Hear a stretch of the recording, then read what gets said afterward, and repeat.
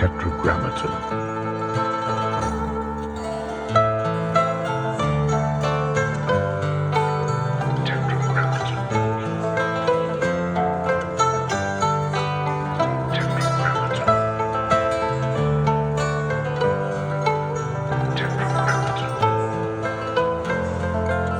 When I finished Man with the Iron Fist, my next film was supposed to be One Spoon of Chocolate. And I remember going to Universal and pitching some ideas. And the one that Adam Fogelson thought was cool was One Spoon of Chocolate. And so I was like, okay, I'll start writing it, and got stuck. And it wasn't until I was on a tour with the New York State of Mind with Nas that I started writing it again. And then I was like, I'm gonna do it. Did something trigger it? What do you think allowed it to happen then where it didn't happen before? I think it was, you go back through your old lyrics and your old things. I think it was like, because I don't know if it's a time, because it's actually a pretty dark film. It sounds simple, but it has some strong racial connotations in it as well. And I don't really feel I don't feel that personally. I'm kind of more naive to it than sensitive to it. But in my writing and in my ideas of my characters is very, very prevalent. It's like, Why do you think? I think as an artist, I've always been able to put descriptions of life in art, whether I agreed or disagreed with it. I think that's been one of my abilities as an artist. Like, not knowing that at first, you never know what you are in the beginning. But as time kept going, it's like, you know what? I'm a transmitter. I'm an instrument. I'm the conduit. You know what I mean? And the funny thing is, some of the stuff that's in my film, there's articles about the subject matter just appearing. Like, yeah, it's just like, oh, okay. So maybe there was something to that. Like, sometimes we're Like just... you were getting messages just from around you Yeah. that related to the film. Yeah. And how long had the film been dormant at that time? Film was sitting for almost 13 years until last year on the tour bus. I always plan to write on the tour bus, though. Like, that's my plan. I'm gonna get a bus. I'm gonna write something. And it was this. And me and my wife started sitting right beside me, and blah, blah, blah, blah, blah, blah, blah, blah, blah, blah. And she said, I'm gonna help you produce it. Because, I had to go to her to make sure that I could use some of our own finances. And she agreed, okay? Great. So tell me, what's the story? The basis of the story is a man who's, did some military service for the country, but he's we meet him coming out of jail. And he has no family, nowhere to go. His only family is his cousin who lives in Ohio. But in that town, there's so much corruption and such an undertone of insidious behavior. And he ends up stumbling into it. And this is a guy that, the line they tell him is, here's your transfer to Ohio. I pulled some strings to get you there, Ramsey, so I believe you got potential, soldier. Stay out of trouble. It's like, trouble is the last thing on my mind. And and all he finds is trouble. After some good times, it just goes bad, bad, bad, bad, bad. And was he participating in the troubles, or was he just seeing it? He become his family and friends, the girl, they become victims of the trouble. Wow. And when you become victim of trouble, you either got to accept being a victim. Yeah. Or maybe you got to be the hero. And, there's a line, you got 3 years for assault and battery. He said, yeah, for beating up my neighbor's drunk husband, who was always beating up on her. And he's like, yeah, but you put that man in a coma. So you got another extra year here for breaking an inmate's jaw. Yeah, he was a bully. Yeah. Oh, so what are you, some hero? No, I'm not a hero. I served my time out, but so it's like he's not a hero, but he is a hero. He's put in these positions where he has to defend himself or the people around him, and he's vilified for that. Right. But it sounds like we'll be on his side when we're watching it. Yeah. We're gonna. Yeah, exactly. How did you find the people to be in it? Oh, when I was writing it, I knew when I picked the pen back up, Yeah. I knew who I wanted to be the lead. And you got that person? Yes. Who was it? It was a young man named Shamik Moore. So Shamik, this is his second film with me, third project. Great. He played Raekwon in my TV series. His first movie was a movie called Dope, where he was, you know, just a young comedic type kid. He's the voice of Spider-Man in the Spider-Verse. But to me, he's a very strong, actually, conduit, chameleon type of actor. Like right now, he got a comedies out, some type of romantic comedy where he's just a silly, crazy guy. But this is a serious, this is total opposite. Yeah. Total opposite. And I know he has that ability because when I did another film with him called Cutthroat City. We made it to #1 on Netflix. So great. I knew that, okay, well, our energy works. Like, yeah, people responded to it. But when we was doing that movie, you know, he broke some stereotypes for me because in this movie, Cutthroat City, I was like, okay, you're gonna come home from after doing a robbery, him and his friends. You're gonna come in, shirt off, you're gonna have the gun, you're gonna walk in, you know, to your bedroom, your wife gonna wake up and blah, blah, you're gonna put the gun down, you're gonna tell her what happened. He was like, well, how do I hold the gun? He never held a gun before. Wow. You see what I mean? Yeah. And I was like, well, you know, my day, okay? Yeah. So I was like, well, look, you hold it like this and you load it like, I said, your gun is like a phallus in all reality. You gotta treat it as such. It's a symbol of power. It's like 2 nuts in a dick at the end of the day. It has that, and you load it up. But seeing his innocence, and then seeing his performance, I was like, this kid is great. And so, you know, when I did the Wu-Tang saga, I called him. I was like, yo, he's the only one who didn't audition. Yeah. I said, I'm doing this TV show. I just want to know if you're available. It's gonna take up some years of your life, but I got something I would love for you to join. He was like, yo, just let me know, OG. They call me OG and shit. I don't know if I like OG. But you've earned it. You've earned it. Respect. But anyway, so then, so now he's in this one. And the last thing I'll say about it is, so we shot it, and now we're in post-production. I showed my first cut to the CAA team this weekend and a few other people, and getting great responses, you know. I still got to, sandpaper it down and shape it up, but... Why did you decide to produce it yourself instead of raise money and then make it that way? I just wanted to do it. Yeah. You know, even the ballet, right? Just wanted to do it, man. It's like so much of my life has been paid to do shit or hired to do something. And I just, first of all, blessed that I can make a decision to do it. Yeah. To do stuff, you know? But yeah, it's like, yo. No, I love that you did. It's just rare that people do that. Yeah. It's just, I'm in that phase. Yeah. I'm in that phase of life. It's just like, just do it. Yeah. Just go and do. Because at the end of the day, you know, we've definitely had success in our lives. We've definitely been blessed. We know that. We can never stop counting that. But then we also know that we're vessels of art. So what am I supposed to do? Just sit back and wait for someone to say, hey, come paint me something? Or do I go out there and paint it? You know, Van Gogh already cut his ear off or some shit like that. To pay for some, whatever, to keep going, right? Yeah. I remember Robert Rodriguez, one of the early mentors for me in film, as far as, you know, reading his book and spending some time with him in the early 2000s. He sold his skin to build up money to make his first. He was buying skin for some college thing. You go in and get his money and wow.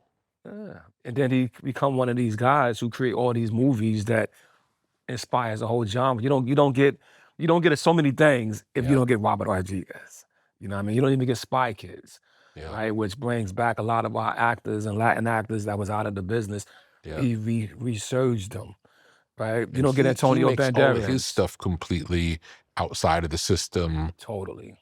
Or the Zone Studio in Austin. So beautiful. Yeah, and even though I'm starting a little late. That's my vision. That's the vision. Cool. It's a good model. Yeah, it's a great model. And it worked. We saw it work. Yeah. You know? So you keep it tight in terms of crew and stuff, I imagine. Well, you still got to deal with the system. So the system is the system, right? I'm a union man. And so I got to play by the union rules, and I do. And so because of the system, it's always going to be tough to do it here in America. But being a union man and being... How different is it to do it in other places than America? Ain't no union. You could go to London and cut your price down by 20%, 25%. Wow. Is that why a lot of people also film in like Vancouver? Yeah, well, Vancouver, you might still get caught with the union. Well, Vancouver has a strong tax incentive, and then the dollar is a little stronger.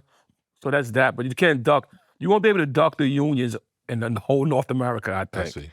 Because I just did a film, you know, the studio system is a studio system. Yeah. Which is like I'm a union man, so I don't have no problem with the union. No, understood. Right? But it does, you know, just to answer your question, it does force us to, you can't have a small crew. You need a guy that's operating the camera, a guy that's pulling the focus, a guy that's controlling the light. Like you need the 4 people. When independently, that could be 2 people. You know what I mean? And for every camera that you got, you need that amount of people. So 3 cameras mean 12 to 16 people. Now 12 to 16 people, now you got to deal with union fringes because they got to get their Medicaid and all that other stuff. And that's your cost for your portion of time that you're buying it as. And so the fringes are the things that really kill us in America. And the studios, they've always been fighting against it.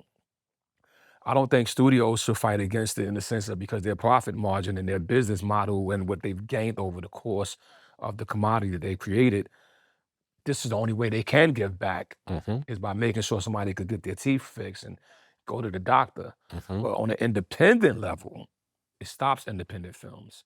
You know, my other buddy did this film. Your first film you made independently or no? No, my first film I did was made with a studio, but they did it I did it in China. So only people who had union was the team of people I brought over. So I have 400 people working for us. Only 20 of us were union men. I see. Yeah. So, which was another way of doing it. Was it difficult hiring the team in China? The China, I had a DP who had I hired him right after he had the #1 movie in the country. Wow. And now he's mine, right? Wow. And he was dissatisfied with some shit, you know, because they, you know, everybody got their things, right? Yeah. And they was putting some pressure on him. I was like, why are you taking it? Yeah. Like, you got the #1 movie. So, man, it's 1,000 guys waiting to take my job. So that's the difference there. See, in our world, in the Directors Guild, you're not going to find even 5,000 people, right? Yeah. It's a much shorter list. Yeah. And his thing, it might be 150,000 people and nobody's in the union. Yeah. You know what I mean? So he was like, he took everything he had. He was eating, like, I said, yo, come eat the lunch with us. You know, I kind of had a whole kitchen built. Yeah. We had catered food. You sit down, I had the guy holding a napkin for lunch. Wow. You know what I mean? Because, you know, the money was, Yeah. it went far out there. Yeah. But most of my crew, their lunch comes in a truck and you don't know what it is. It's like a school lunch. Like, open it. Oh, okay. You eat and you go to work. But so for my actors, who were some legends, who had legendary actors in my book, Gordon Liu, Chen Quan Tai, Allah Kung. These guys, for me, these are the guys that I sampled or watched their movies. Yeah. And so now they're in my movie. And I had them all come to eat lunch with the director. Yeah. And they was like, it was the best lunch they ever had on the set. We had steak, fish, veggie burgers. I had vegan food. Amazing. I had to lay it out. So that sounds great. That was fun. In a world of artificial highs and harsh stimulants, there is something different, something clean, something precise. Athletic nicotine. Not the primitive products found behind convenience store counters. Not the aggressive buzz that leaves you jittery, but a careful calibration of clean energy and focused clarity. Athletic nicotine. The lowest dose tobacco-free nicotine available, made entirely in the USA. No artificial sweetener, just pure, purposeful elevation. Athletic nicotine is a performance nootropic. Athletic nicotine is a tool for shifting mindsets. Athletic nicotine is a partner in pursuit of excellence. Slow release, low dose, gradual lift, sustained energy, soft landing, inspired results. Athletic nicotine, more focus, less static. Athletic nicotine, more clarity, less noise. Athletic nicotine, more accuracy, less anxiety. Athletic nicotine, from top athletes pushing their limits to artists pursuing their vision. Athletic nicotine offers the lift you've been looking for.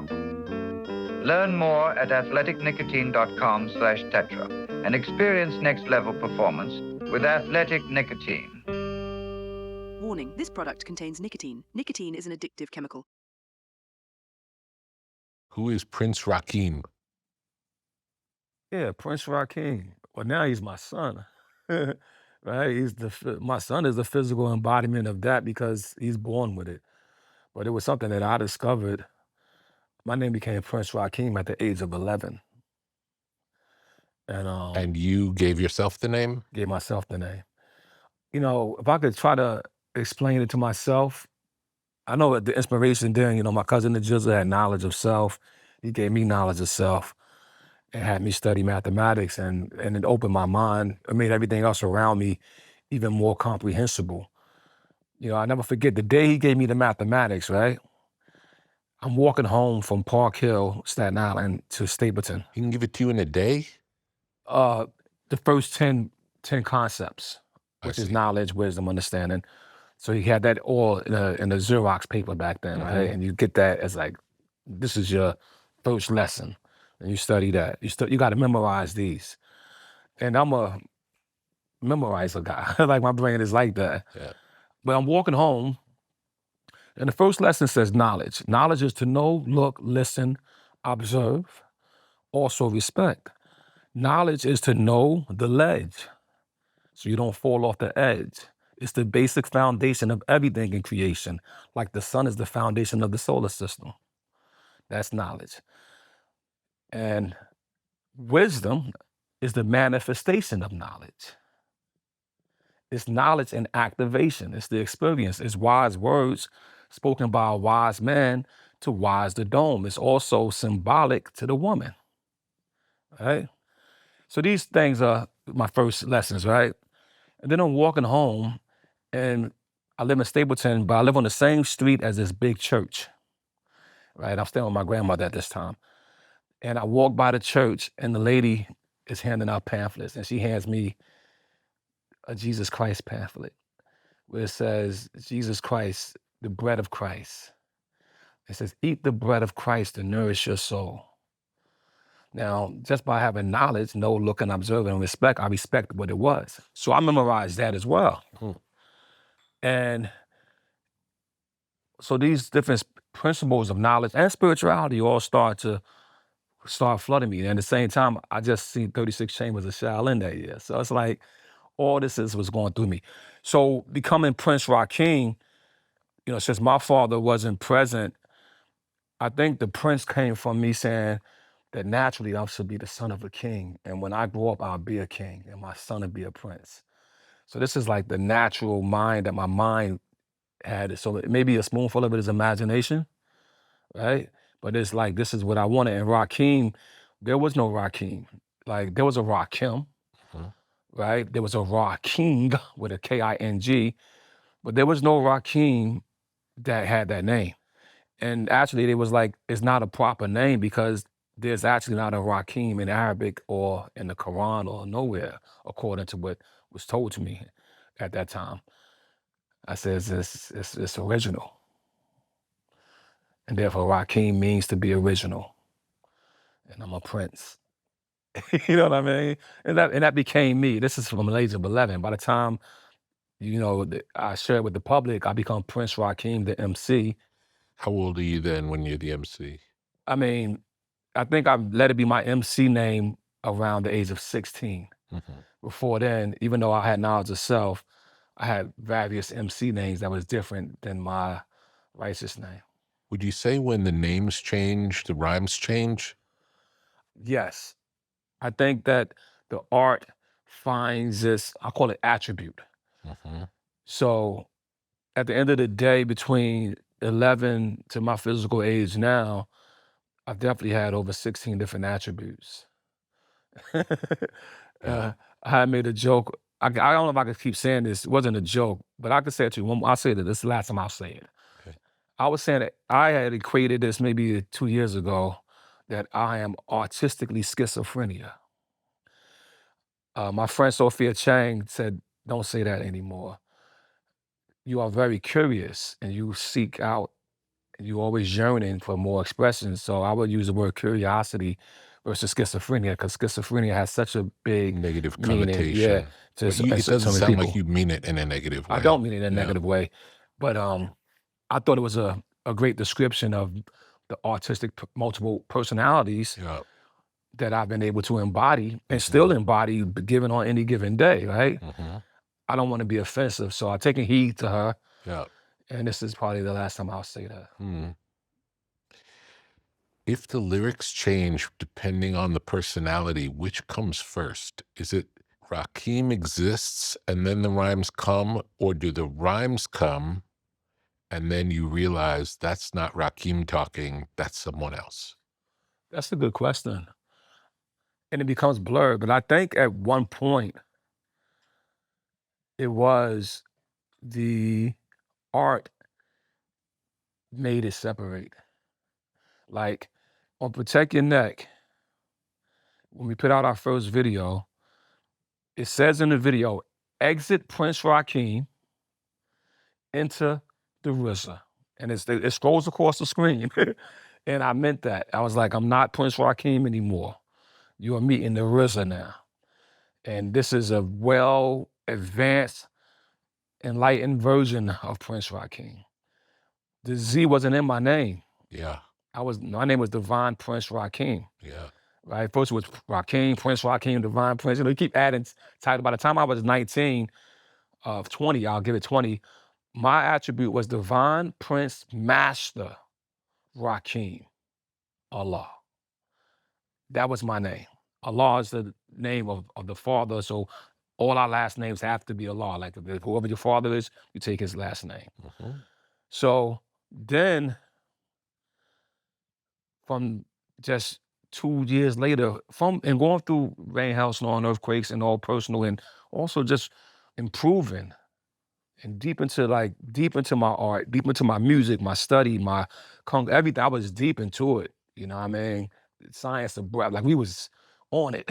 You know what I mean? Yeah. It was like, nah, my name is, and also I went the wrong way at one point. Tell me. You know, the story's known, but I paraphrase, just scrambling in the streets, selling drugs and getting caught in violence and getting caught in shit and getting locked up for shit.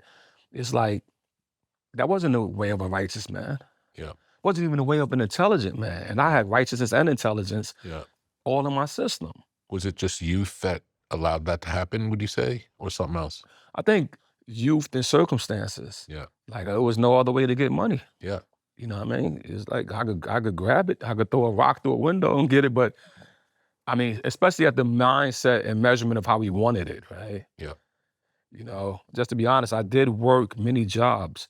I was a messenger, worked at a restaurant, worked as a guy who, I always say that put screws in the box. That was my job. Mm-hmm. Take the screw, put it in the box, moving on. Take the screw, put it in the box, moving on. And since I was— One screw per box? No, depending. Yeah. Sometimes it was one big nut, boom. Sometimes it's 50 little pellets. Yeah. In fact, the pellets that we would use became the ones that was the exact same size as the New York City token. So now I sold those. I could sell a box of those for $50. Because we figured out, we got the motherfucking bung. Yeah. It works like a token. Amazing. So here go a little joke me and Jilly used to do.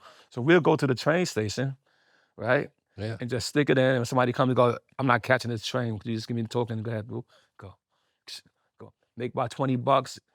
Go get some weed, some liquor. That's a good day, right? Yeah.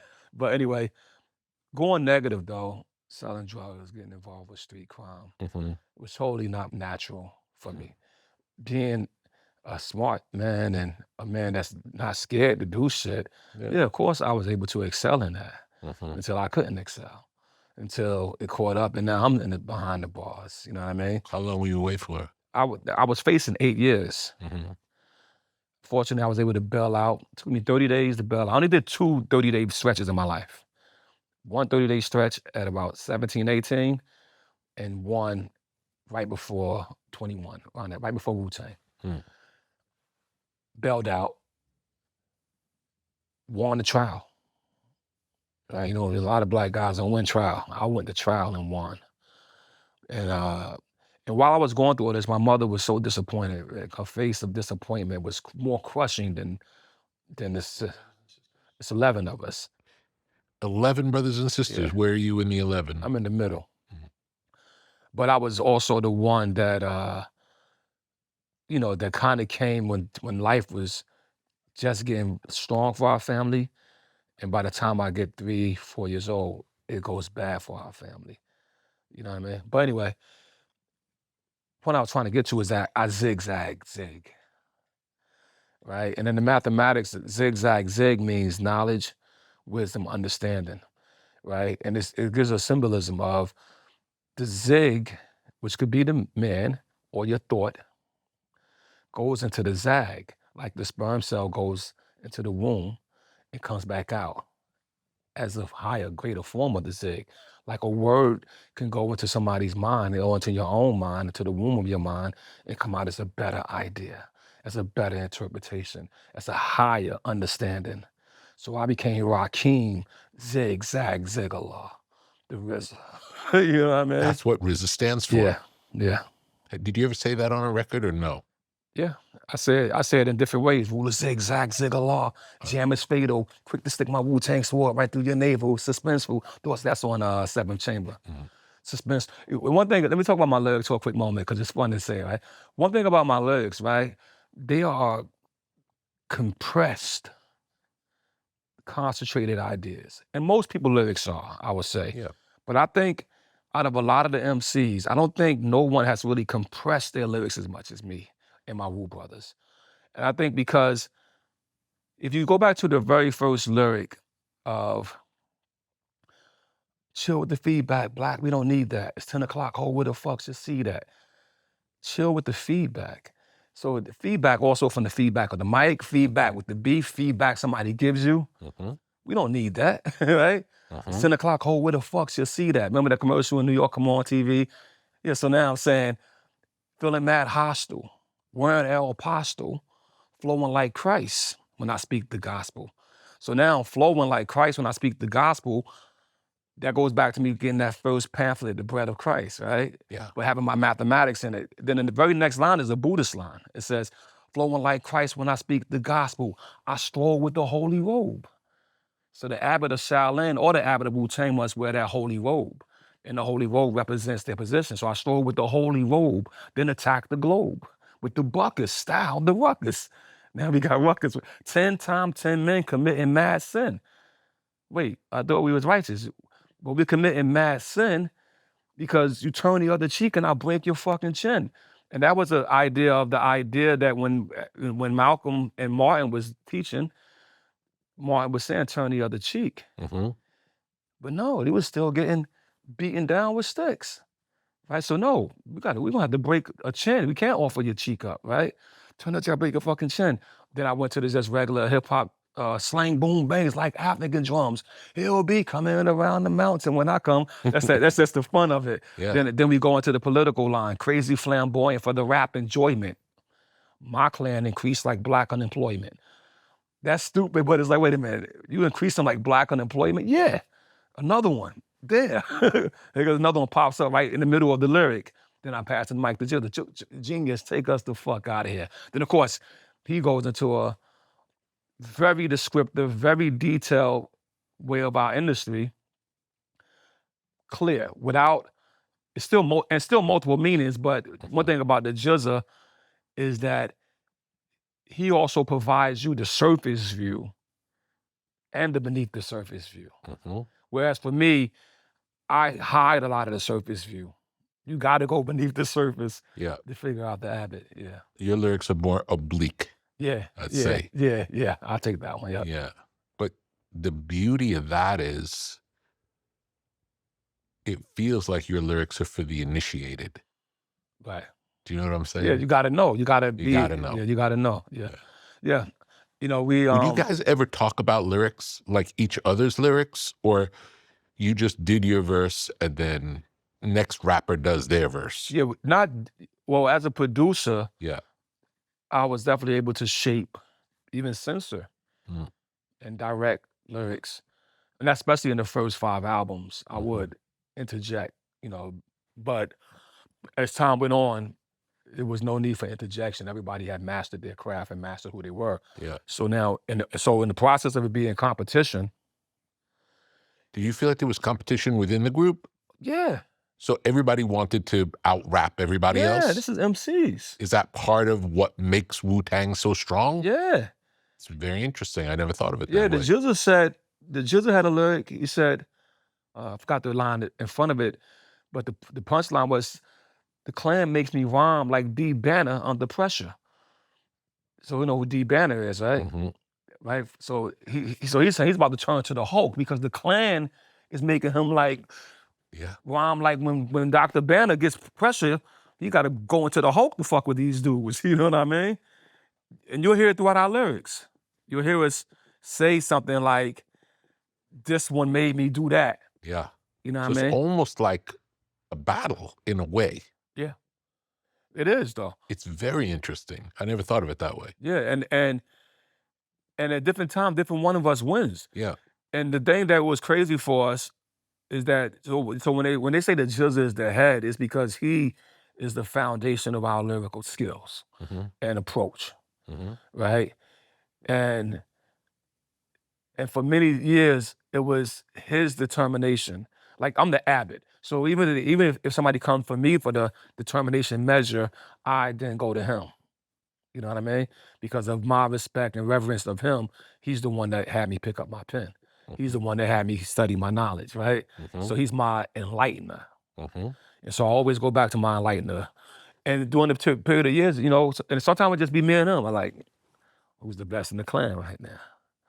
And it'd be different ones. Yeah. You know what I mean? Meth was the And best. either way, the listener wins because they get they get the best of you both. Yes. And at one point, Killer Priest was the best. Yeah.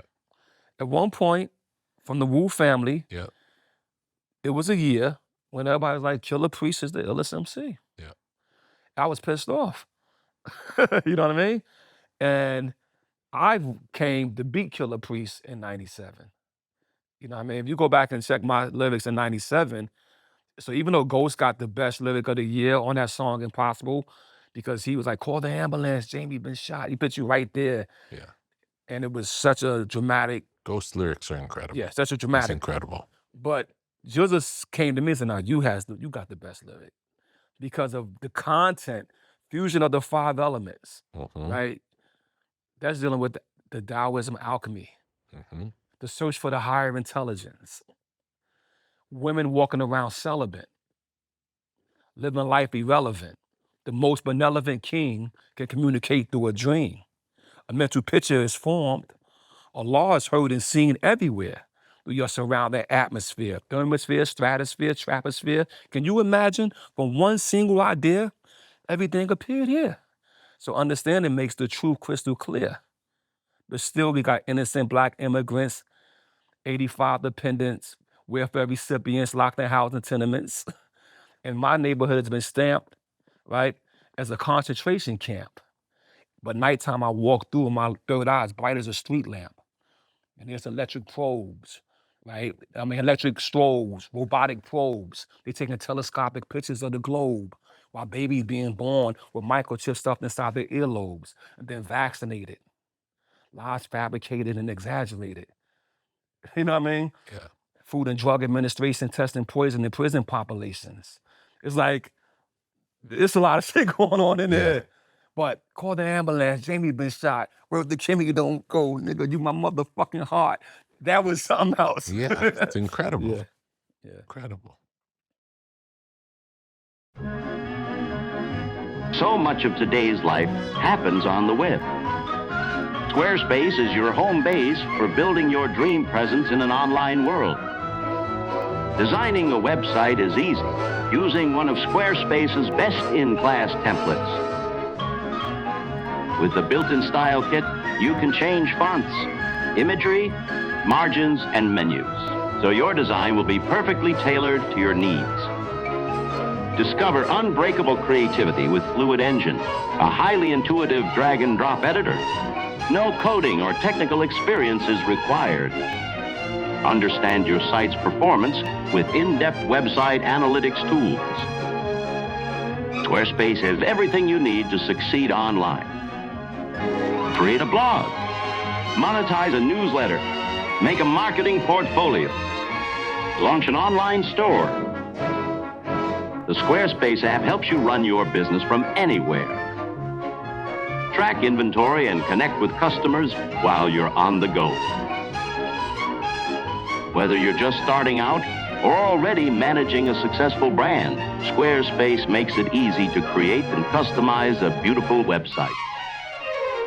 Visit squarespace.com/Tetra and get started today. Did you think of yourself primarily as an MC or something else? Well, I think my first form of art was MCing. That was my Before producing? Yeah. Mm. I wrote my first rhyme at the age of 9. Mm. I recited my first rhyme at the age of 8, but that was what RZA wrote. Mhm. So I first started by reciting and copying his lyrics. Mhm. And another MC who never really made it out of the hood named Scotty Waddy. Mhm. So him and RZA, they had their tapes early, and I would copy them. Mhm. And then at 9, I wrote my own lyric, you know what I mean? Similar to this, of course, right? Yeah. And then I think by the time I was 13, 14, I think I was good. You know, some of the lyrics that ODB says Yeah. are the ones that I wrote when I was 14 Mhm. because I used to make him write, Yeah. and then he wouldn't, and then I'd give him mine. Yeah, yeah. And, you know, so that's why sometimes on some of his cadence or some of his lyrics may have seemed not as deeply potent as some of the Wu brothers because he would just take what was already there. Mhm. Because he realized that at the end of the day, it's a song. Yeah. It's a performance. He said, y'all want to get on the mic and rhyme and rhyme and rhyme and rhyme? Fuck that shit. Should I make his head? He says that right on his song, like, you know what I mean? Like, want to see him up in the air? Come on, do it. Everybody come along, come along, come along, come along, come along. I'm the original. Like he says, Yeah. he's performing. Mm. And we didn't catch that. We learned that from him. Yeah. You know what I mean? We learned that, wait a minute. You have to put the performance and Yeah. the animation and into the it. personality, like his personality would come through where it wasn't necessarily about the words, Right. but it might be your favorite verse, Exactly. regardless. That's the point I'm making. Yeah. Because he realized the performance was even Mhm. stronger than trying to boggle somebody's head, Mhm. right? Whereas, you know, some of us are trying to boggle your head, With especially the myself, words. with the words. Yeah. Some of us is trying to show you how dangerous they are. For the Raekwon first, you know, listen to the first Wu album and listen to his early features, he always got 16 shots. You know what I mean? He busting shots in his rap, and he's talking about his cars, his sneakers, and his guns. You know what I mean? Because he's a street dude. Mhm. You know what I mean? Mhm. And Ghost, you know, Ghost is a street dude. You can feel the danger in this motherfucker. You know what I mean? He'd be like, you hear the shank scraping on the wall? Like but then Deck, that's the thing, and I gotta go through it, but Inspector Deck though, Yeah. he's looking at it through a magnifying glass. Mhm. So if Ghostface saw the license plate and he wrote that in the lyric, Deck saw the tag was expired. Yeah. You know what I mean? And that's Yeah. why his lyrics are bomb atomically. Socrates' philosophies and hypotheses can't define why I be dropping these mockeries. Lyrically performed on robbery. Fleed with the lottery. Possibly they spotted me. Yeah. It's like, damn, that's a lot in 4 lines. What was the experience of making those records and those guys bringing in those verses? It was just like exuberating, fun, young energy. And to be quite honest with you, when you're young like that, I think each and every last one of us, thought that we were the best one. Yeah. Nobody didn't think that he beat me. Yeah. It's like, yeah. And if you did think he beat you on that one, you beat him on that one. Yeah. So you couldn't tell God that he don't got the best lyrics. He's not gonna, brother, you stupid motherfucker, I'll eat your shit up. Like he's not going for that. You know what I mean? He thinks that how he think Yeah. is to think. Had there ever been a group before with the internal competition like that? I don't know. I'm not aware of it. Yeah, I don't know. Like that's something that we should maybe open up the floor for and have us think, because it seems like most groups are complimenting each other. Yeah. And we do compliment each other. Yeah, but it's different. What you're Yeah. describing is different than that. Yeah. Because we approach hip hop. There's also never been a group with that many rappers before, Yeah, so that's another big piece of thing, it. yeah. But we approach it as swordsmen. That's why it's called the Wu-Tang Clan. Yeah, yeah. These are all warriors, and their tongue is their sword, and they're pointed at whatever they got to point it at, even at each other. How would you describe your production? It's hard for me to describe it, right? You know, I can add on to the description. I actually believe two things about me. One, I believe that there was no other way to define my production other than hip hop. That's what I believe. I believe that other producers, you could define it as jazz, funk, soul, especially 36 Chamber. I don't think you could, what is this shit? It's hip hop. It's like, that's what it is. It's not. It's nothing else. Yeah. So I think. It's not even a variation on anything else. Yeah. It's pure hip hop. Yeah, I think that's something that you could look at me and see. Yeah. And then the second thing I think that's so awkward but weird but potentially very true, and I felt true about this for a long time, you know, especially for the first 10 years of my career. I felt like I make beats for people to MC to, not to dance to. I make beats that's made to challenge the MC, okay? And if the MC could catch it and could catch my vibe, listen to Method Man. You don't even hear people take my beats and freestyle over them. Maybe Cream, because there's a couple. But you don't hear other rappers take my beat because it ain't easy. But you gotta be an MC to do it. You can't even be a rapper. And you think that's because you were an MC first? Yeah. Yeah. I made beats. I rhymed to heavy beat first anyway. Yeah. If I could rhyme to it, Yeah. you could rhyme to it. If you can't rhyme to it, you're not a good MC. Yeah. And at one point, we thought rapping and MCing was two different things. We really felt that way. You know what I mean? We felt that. How would you describe the difference? Well, a rap is like,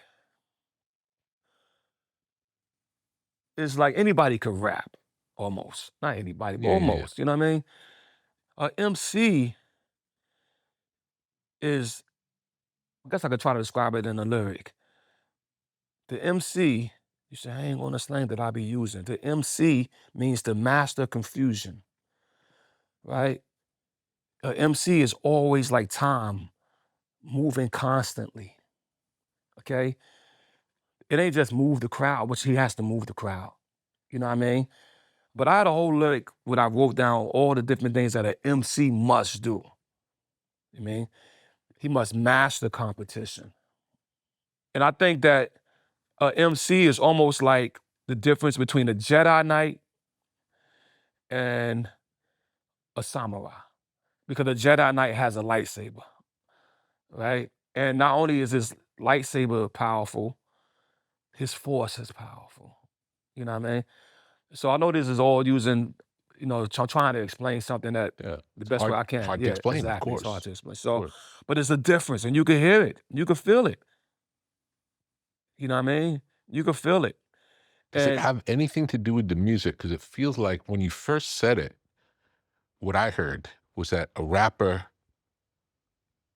writes words that you could probably say on anything, whereas an MC, you could only say it over the particular beat because it's connected to the beat. That's a piece of it. That's a good digestion of it. Look, Nas is an MC.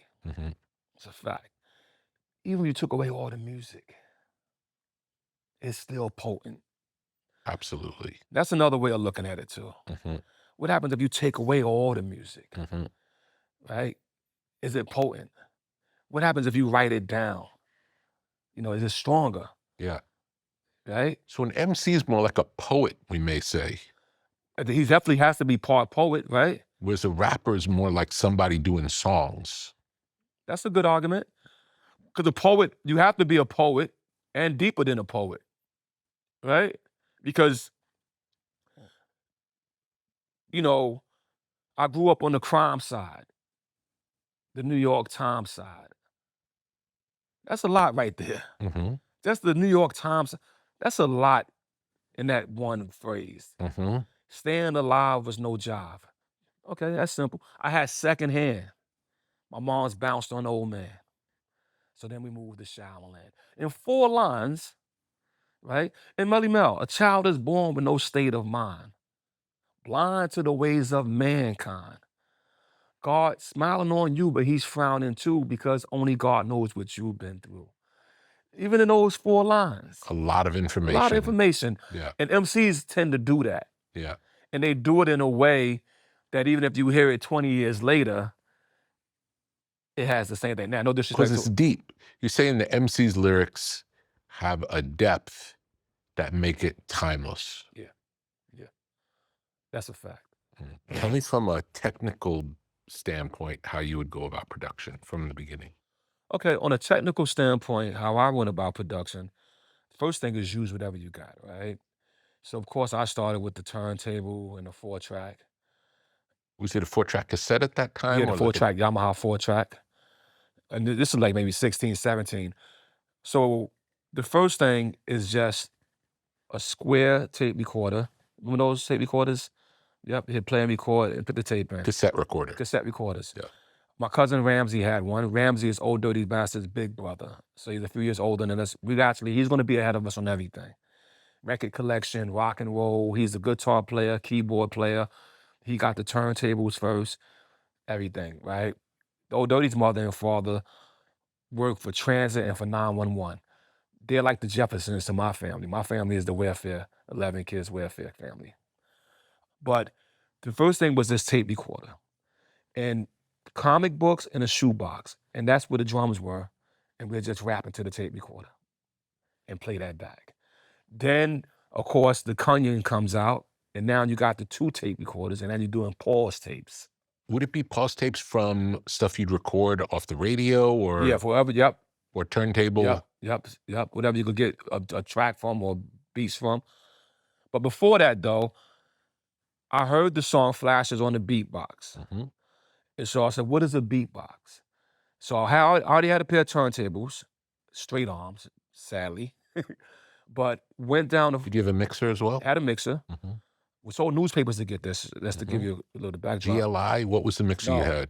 No, I had no brand. Wasn't even a Gemini. Uh-huh. Eventually, I got a Gemini. Yeah. Eventually, it's more like I got the $60 shit. Yeah. You know what I mean? I didn't have, Yeah, like Radio Shack. Do you remember where you got it? I got it from 14th Street in Manhattan. Yeah. Remember they had all that? They had like 5 or 10 and stores. all the boom boxes and everything. Yeah. Mm-hmm. And they had the rhythm box Mm-hmm. where you just get waltz, slow rock, bossa nova. Yeah. But if you push 2 buttons together, what happened? It'll change it to something different. Mm-hmm. And if you hit the fill button, Mm-hmm. So that was my first technology demo. And it wasn't even a Roland. I know Roland kind of maybe invented it, but by the time we got it, it was some generic brand that come in business, get out of business. Mm-hmm. All right. So then all of a sudden, 14 years old, high school, I see a 606. That was like a small white drum machine. Silver. Yep, the small silver 606. We borrowed it from a guy, and he had to basically pull a gun to get it back from us. Because I was like, this is the grail. From a 606, 707 comes out. Mm-hmm.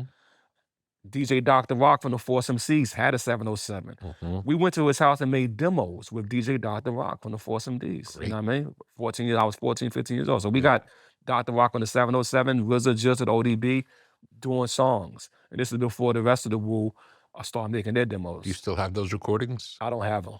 Somebody does. Somebody does? Somebody does. Oh, cool. Yeah. I'm glad they exist. Yeah, somebody does. So from the 707, the 909 comes. Mm-hmm. And then my DJ gets one of those, DJ Scotty Rock. not like Scotland Rock. His name was Scotty Rock. Then when Scotland Rock came out, everybody thought it was him, but it wasn't. But anyway, 909. So now I got a 909, Yep. 4-track, 2 turntables. And then the Casio RZ1 comes out with the 4-pass for pulse sampling. That's my original setup. And that's demos from the age of 16 to maybe 2 years. Because then the SP1200 come out, right? And so did the Ensoniq EPS. I had an SP1200. So the SP1200, you had to take the time, it was very limited time. So you used to speed the records up to 78 and then slow it down in the machine, which gave all of our sound that other ring that we didn't even know was part of that sound. I didn't know that. That's how you get this. I didn't know that was why the ring was there. Yeah. But that's why I always had this ring. Yeah. And you listen to a lot of dope tracks, and it was Easy Mo B who had the 1200. I used to go to his house because my manager was looking for tracks for me. And I saw that shit. I was like, I'll get one of those. And then when I got it, my other colleague / rival, he was another DJ in my projects. And, he used to make songs with Ghost. I'll make songs with Ghost. But I learned that we was kind of colleague rivals. But he had the EPS. But the SP1200 was considered the cool. And he's like, yo, I'm going to Virginia for the summer. And I can't take the EPS. I won't fit in my family car. When I let you hold the EPS and you let me hold the SP1200. I was like, all right, cool. That was like, because the SP1200 is a drum percussion sampler. The EPS is a keyboard. Yeah. And I didn't know that I'm more of a keyboard player. And now I know. So only because you were being cool. Yeah. And now I'm like, I'm a keyboard player. That's what I like.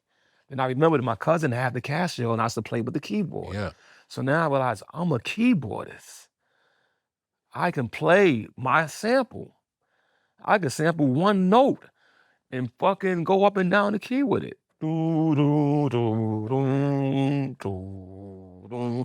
With the drums playing? Yeah. What the fuck? And then I mastered that keyboard. You listen to the early Wu, because of course the EPS then went to be the EPS 16 Plus, then eventually to the ASR 10. That's his thing. And when Wu comes out, those same discs, you can take your old disc, stick them to the ASR 10. The first 100 tracks that I released, besides Bringing the Pain, and maybe there's 10 SP1200 tracks in my catalog, but most of those songs are ASR Ensoniq tracks. And that became my technology all the way through. And then I would take the MPC and MIDI it with the ASR 10, and that's how you get Triumph, right? Because now, the MPC is the most powerful, as you gotta admit. But it wasn't what I started with. Once again, MPC takes me back to the drum. I mixed that with the fucking ASR 10, and that's the Wu-Tang Forever album, along with now people are getting the sound modules, the 1080s or the 2020s from Roland. You get the Nord lead come out, and the digital synthesizers are there now in the late 90s. And all that becomes my arsenal. And that became how I did it. And then now, I was giving one more level. And then I became a keyboard lord, right? Meaning if they made it, I bought it. 50, 60, 70, maybe 80 keyboards in my life. You know what I mean? If they make one, I buy it just to fucking master it, make some 10, 20 tracks with it that you may never hear. And then I cheat. I guess those became my girls. You know what I mean? And so I was collecting keyboards for years, and I ran through many of them.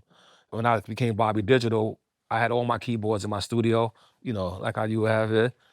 And I called it my digital orchestra. The human foot is a true marvel of engineering. With 26 bones, 33 joints, and over 100 muscles and tendons, it's built for flexibility, balance, and natural movement. Unfortunately, today's narrow, rigid, elevated shoes undermine this natural brilliance and weaken your feet.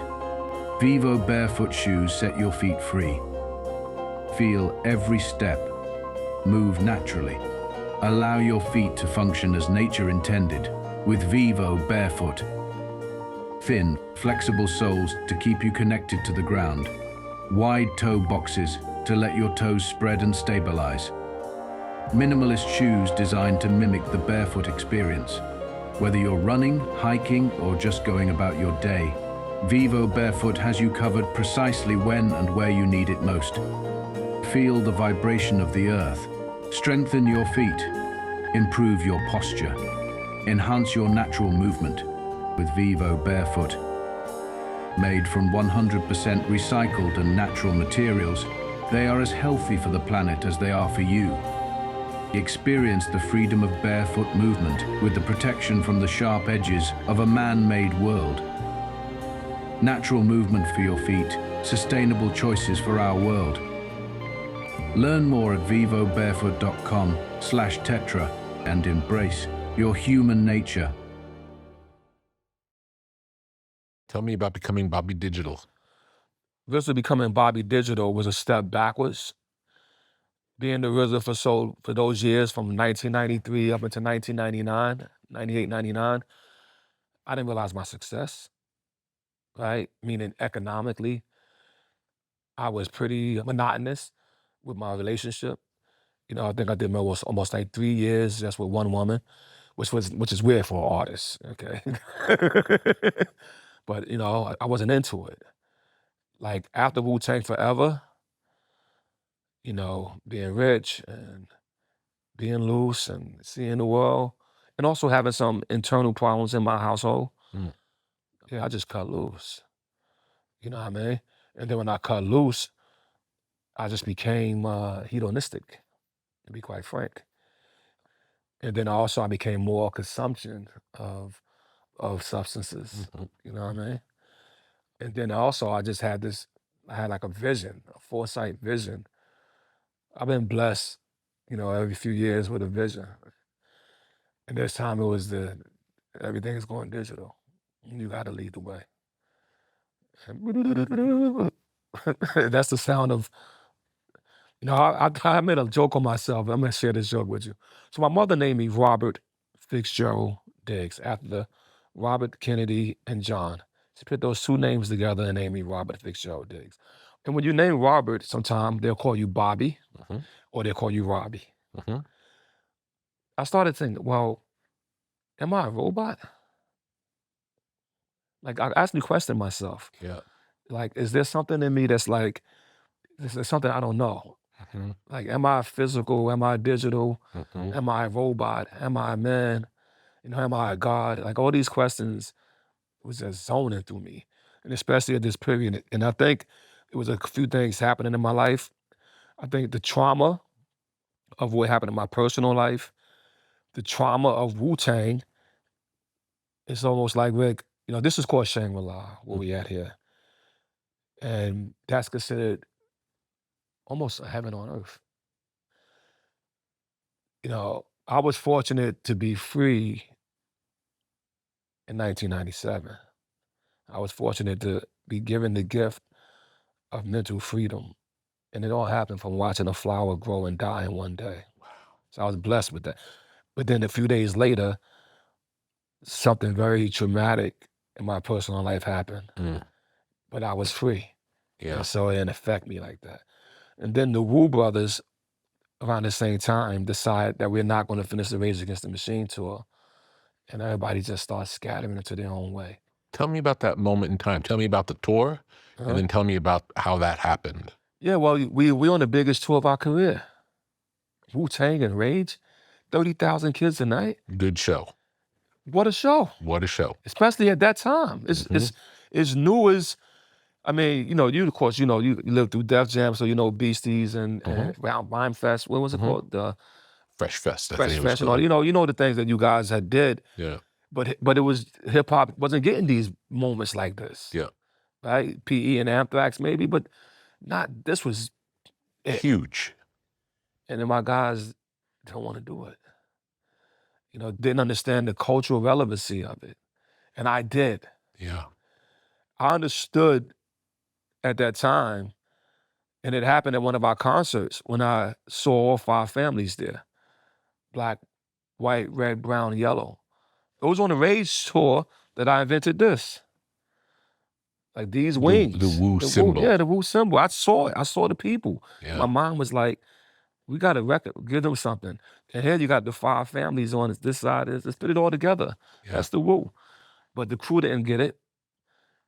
They'd rather do the college shows and they thought that we was kind of selling out, to be quite frank. Because the audiences were big? Or why do you think? Yeah, Tell me what you think big, it was. More whites than ever. I see. Okay? Not shorty with the big ass right there. I mean, it's like, it was different. Mm-hmm. You know what I mean? And we from the hood. All of them felt that way? No. Except you? Who? No. Enough of us that you looking on stage as 4 guys. Yeah. You know what I mean? Yeah. It's just like it wasn't taken serious. And not to go back like that or to, point any fingers. But I remember telling them that we're going to do this first. Yeah. And then do that. And then do that. Yeah. It's all good. Yeah.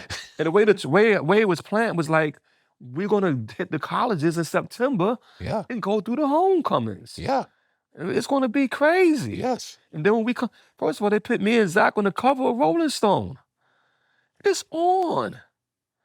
And one thing about Wu, it's all alpha. You don't got no non-alphas. Mm-hmm. And they gave me 5 years in 1992. So in 1997, what that mean? 5 years is up. Yeah. And was it, from the beginning, was it discussed as a 5-year plan? Yes. 5 years without interruption. Yeah. 5 straight years. Yeah. And Now, that's a lot of work. Yeah. But now we at a year where it's not your work. We get to say what we want to say. Yeah. So now it's different. Yeah. So for 5 years, they agreed that you would lead. Yeah. But after the 5 years, to be discussed. To be discussed. Right. And even though the contract, I think one of my lawyer contract amended it, like, so, no. I was like, the contract don't mean shit. It doesn't mean anything. Yeah. The 5 years. If everybody's not into it, it's not going to be any good anyway. And I even said that to myself, my time is up. I'm cool with it. But it hurts. Yeah. Just because you'd worked for 5 years to get to that point, for that opportunity to see people. Yeah. And so it hurt. So that was part of the hurt. And then the personal thing was part of the hurt. And then the exploration enters me. Exploration women. Yeah. Fun. Yeah. I'm rich. Yeah. Would that not have happened had the Wu stayed on course? I don't think it would have happened. Because you probably would have been too busy. Yeah. I wasn't outside yet like that. Yeah, because to be quite frank, Rick, I wasn't outside. You didn't see me outside. Yeah. I wasn't mysterious. RZA was mysterious. Yeah. Motherfucker, who the no. Abbott was mysterious. But you were working. Oh, definitely. I stayed it seemed in like that it basement. was all work. You could smell me from the front door. Yeah. You know what I mean? That's how I was. Yeah. And I love it. I love that. I'm grateful for it. But the question was, how do I become Bobby Digital? Yeah.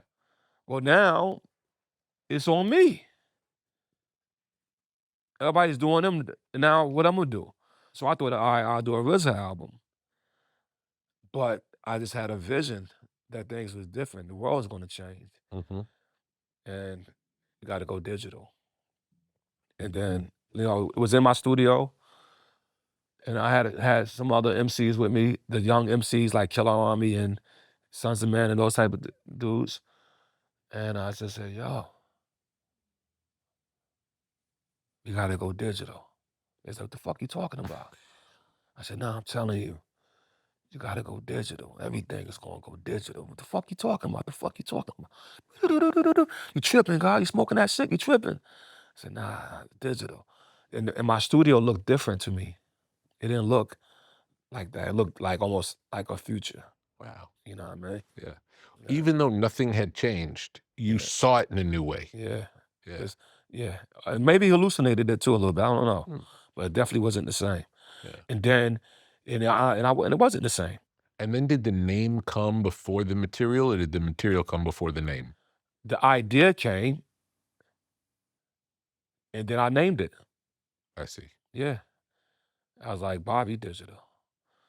But now all of a sudden, because you know what it is too? I gotta honestly say, and I don't know, Yeah. right? You don't Yeah. know, We we never don't know. know. We don't know anything. Exactly. Yeah. But I can say that I wouldn't be able to do what I did as the RZA Mhm. because that entity doesn't allow that. Understood. Yeah. You know what I mean? The Abbott can't do that. And Bobby can. Mhm. And I think it became Is almost, it that the RZA functioned within the Wu? I don't know. I think the RZA even functioned within, like, if you think about, let's just say my lyrics. Let's use that as an example if we can. Yeah. And you hear me, you know, I recorded a song called Sun Shower, where if you listen to it, it should guide you on a path to knowledge of self and some enlightenment. Trouble follows behind a wicked mind. You got 20/20 vision of the prism of light, but you're still blind if you lack the inner. So every sinner will end up in the everlasting winter of hellfire, where thorns and splinters pricks your third eye out. Your words fly out, but your sound die out, and you remain unheard. And you will suffer eternally, internal and externally, along with wicked fraternals who let off thermonuclear heat, weapons that could burn you firmly and permanently as you travel through the journal of the book of life. But those who took a life without justice will become just ice. It's been taught, Buddha taught, that your worst enemy couldn't harm you as much as your own wicked thoughts. But people ought be wrought, and they listen not. But they will be persecuted inside a universal court. As I inhale a strong blend of jasmine and rose petals and sandalwood, as men be chanting witchcraft and using incense to reach higher dimensions, I'm convinced. Anyway, it's just Yeah. like, you know, Great lyrics. yeah. RZA could say that, Yeah. right? Yeah. Bobby, what y'all bitches talking about? Get the fuck out my house before I grab you by your hair and slap my dick in your mouth. It's like, what the fuck is that? That's not Bob Digi. Yeah, tell me, who is he? Bitch, I'll slave trade you like Kizzy, Kente. Wait, fuck you, motherfucker. Bitch, you wish you could fuck. All you could do is dick suck. So Bobby Digital was the more raw character. Yeah, hedonistic, loose, the anger, the things that RZA already worked out. And so what happened was, I realized I had to go back because I was stuck in that cave, let's call it the studio, for those years. Yeah. And I said, hold on, I have to go back before I go to RZA. Mm-hmm. And I needed to go back. Mm-hmm. I didn't intentionally go back though. Yeah, yeah. It was just like, that's what was coming out of me. Mm-hmm. That was coming. I was like, damn, this is all just kept coming out of me. You know what I mean? And then I liked it too. Take that for right. And I did a $5 million deal with John Baker for the album. So now I'm like, fuck it. Who's John Baker? John Baker was running G Street Records. Mm-hmm. So John Baker, known for PM Dawn. Mm-hmm. I think he had Ziggy Marley, Gravediggaz. Mm-hmm. And then he came and did the RZA album. So Chris Blackwell Yeah. funded John, gave him G Street Records. Yeah. And what you call him, brokered the deal. Rage's manager, the female, Bridget. Oh, Bridget. Yeah. Yeah, yeah. Yeah. So Bridget had did the deal. So you don't know what you don't know, right? And so hip hop, you know, my biggest record deal was the Wu-Tang second album, which is a $4 million deal. Most artists were getting 300,000, maybe 600,000. Mm-hmm. $1 million was LL. Yeah. You know what I mean? So we was able to broker a $4 million deal for Wu-Tang. I thought I was the man. And then I met Bridget, and she said, you know, people were talking about you should do your own album. This is after the tour. Like, people like you. Mm-hmm. The fans like you, and the industry likes you. Mm-hmm. Like, I'm reliable. Mm-hmm. You know what I mean?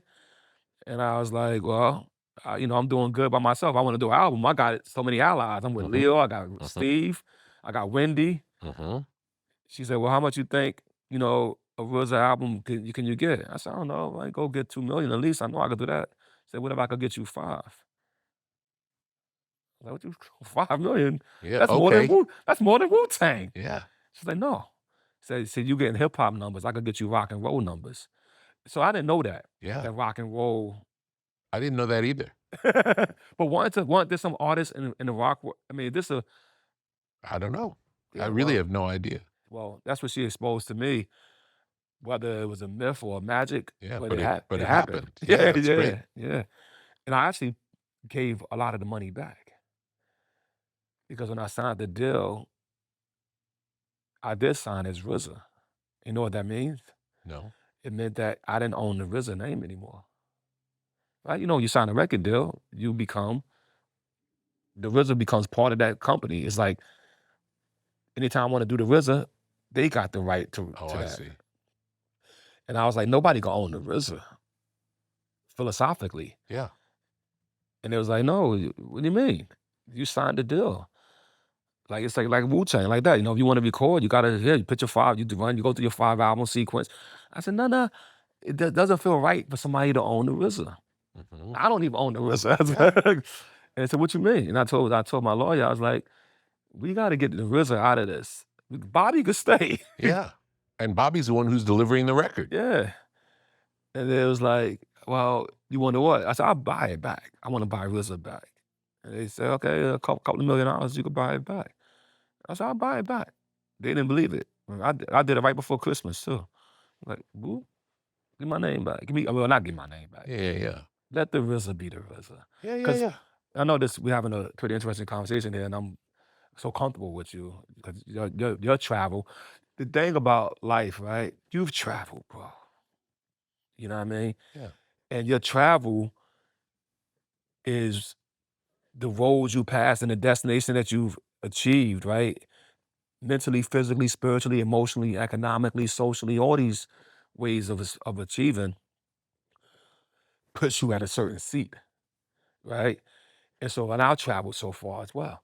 So then when two people meet at that certain seat, you know what I mean? It's just like, it's a different type of conversation.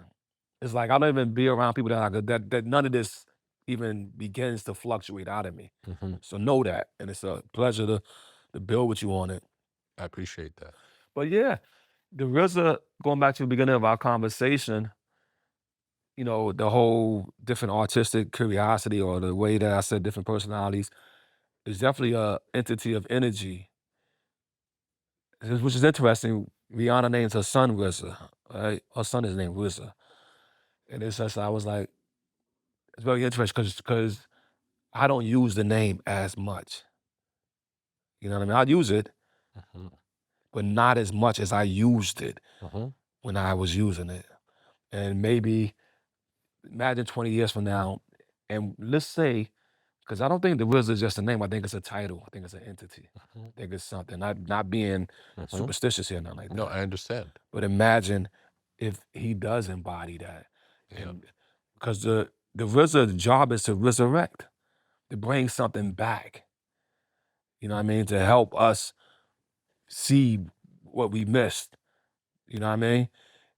And in a hip hop way, hip hop was everything but hip hop for a moment. Not disrespect to all our greats who are adding on to it, and it can be considered part of hip hop culture, but it wasn't hip hop.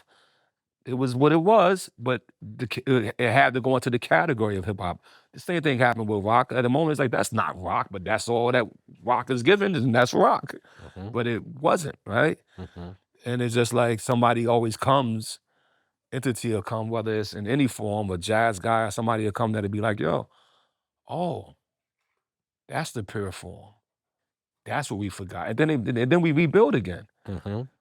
How do you describe your relationship to hip hop now? I think my relationship to hip hop now is 1 foot in, 1 foot out.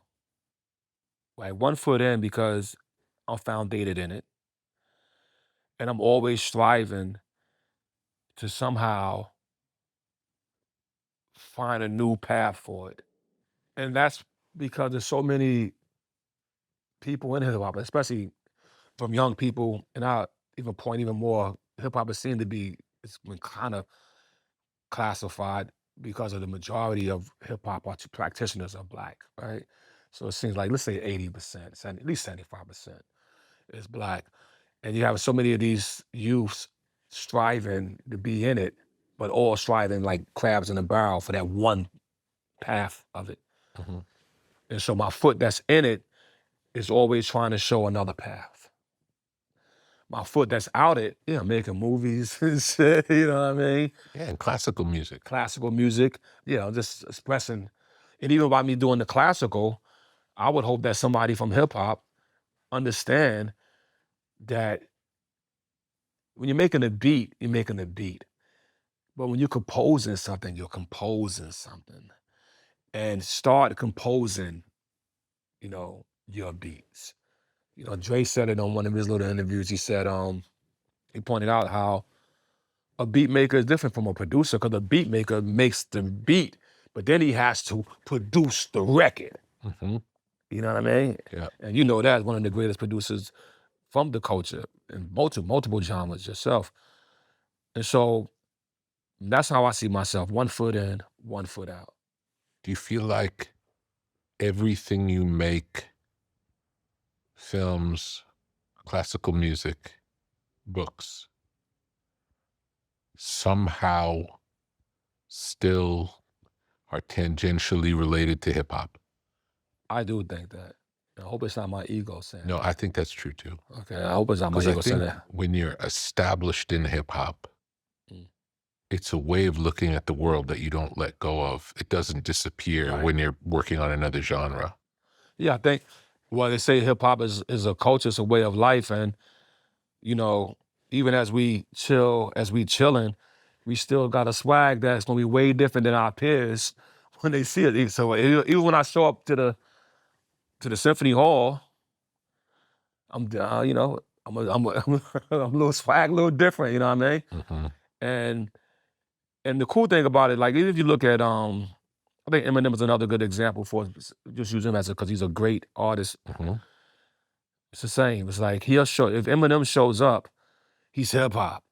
Even though it could be 1,000 white guys there, 1,000 artists there, 1,000 musicians. He's hip hop. Eminem is hip hop, motherfucker. Okay? Yep. And that's what hip hop is. It's something else. And so, so I like the 1 foot in, 1 foot out, because I'm never going to take both feet out. I can't. Yeah. I don't think I could get away with it. Yeah. I get away with it, meaning it's already in my blood. It's in you, yeah. Tell me about, you made an album that there's only one copy in existence of it. Yeah, that's a whole nother chamber. Tell me the story. Man, that's a How'd the idea happen? It was really like, so my student, right? My student Silver Rings, I let him in to the temple, the Wu world, and let him in, and let him sit by the door, give him a lot of trust, maybe too much. And it was almost like my student challenged me, right? And was doing things that was not pure in the sense of our relationship and in the sense of the conduct that I would expect from him. But yet doing something in the cause of what he believed was the right cause of Wu-Tang. And in that process, right, we are accumulating songs, vibes, moments. And after the accumulation of so much, it was 2 ideas we was tangling with, right? One idea was I wanted to make a better tomorrow. In theory, practice, music, everything. I just felt that's what the world needed. And in the process of doing that, I also wanted to centralize the idea of a Wu-Tang item. The centralization of it became a physical form where I first thought this. that I'll make an album that will be a piece of jewelry. That'll be either Bluetooth or USB to you. But you have to have this. Mm-hmm. And it's the only way you can have it. Mm-hmm. At that point, were you thinking there would be one of them, or no? You were thinking that the delivery system for the album would be the bracelet, let's say. Yes. But right. you would buy it like you would buy an album in the old days. But very, very high priced. I see. Very high priced. And I very, very well made. Limited luxury item Yeah. that you could physically wear, Yep. but that you could also play it. Yep. And if you didn't have that, you could not play it. Yeah. You wasn't part of Understood. this. You know what I mean? And you wore it with honor and a badge of honor. And then talking with Silver Rings, somehow he had got, like, it was almost like he got wind of what I was doing with all these peers, right? And then he sent me an image that was close to my image. And I was like, okay, we got to meet. And then when we met, he was like, I didn't get it from your image. It's some inspiration I had as well. I said, well, what should we do with that, right? It's like he said, well, we should just make it singular. I was like, make it singular. Can we meditate on that? And I meditated on it. But I didn't decide to do it. It wasn't until, and this is not, I haven't shared this story here. It wasn't until the Wu did a quick European run. And while we was working on A Better Tomorrow, we had maybe 4 or 5 songs. And while we was doing it, we all got into an argument about my direction. You know what I mean? You and it's chewing me up. I said, we should put that one out there. The Silver Rings one, that should sound like a real Wu album. I'm like, all the old beats and old sounds and all that shit, that sound like a real Wu album. First of all, how do you hear it? It's supposed to be secret. But I just listened to them. Then I called me, yo, you fucking, he said, no. You only heard that piece, I said, okay, we got to figure this shit out. You know what I mean? So it became almost like a challenge to make the most of something, right? And what's the best way? And I went with his idea more than my idea, which was make it singular. And then I said, well, if we make it singular, you got to wait then. I said, so we're going to just hold it. And I'll put out A Better Tomorrow first and see what the world wants to do. And if the world don't respond, then we hit them with that. I think one of the fascinating things is where I probably wanted to limit it to select, maybe, a select amount. Yeah. And have like the people that really feel the Wu have this emblem first at a high level, and then maybe, let's just say hypothetically, maybe first that this thing costs you $10,000 and it's yours, and it's made of fine metals and it's not cheap. It's wearable, right? It's as if you would have bought it from Tiffany's, and you could pass it to your child. The value will increase. Then have a version, of course, that you could pay $100 for it and all that, and eventually have the catalog on your wrist. Right? That's so. And then the idea of abandoning that to just centralizing it to one in that box, in that case. And I rolled with that, but I put a time on it. And then once the time came, and it seemed like, yo, you know what? And the Wu did it as well. A Better Tomorrow, which you worked on yourself, right? And thank you. We did a song here, Shangri-La. A Better Tomorrow, while it wasn't the 90s sound of the Wu boom bap, it definitely was the Wu in a mature form as men. And I think it has its merit as something that if you're a Wu fan and a music fan, it's something that you should give it a shot. But at the time, the Wu also wasn't into it. You know what I mean?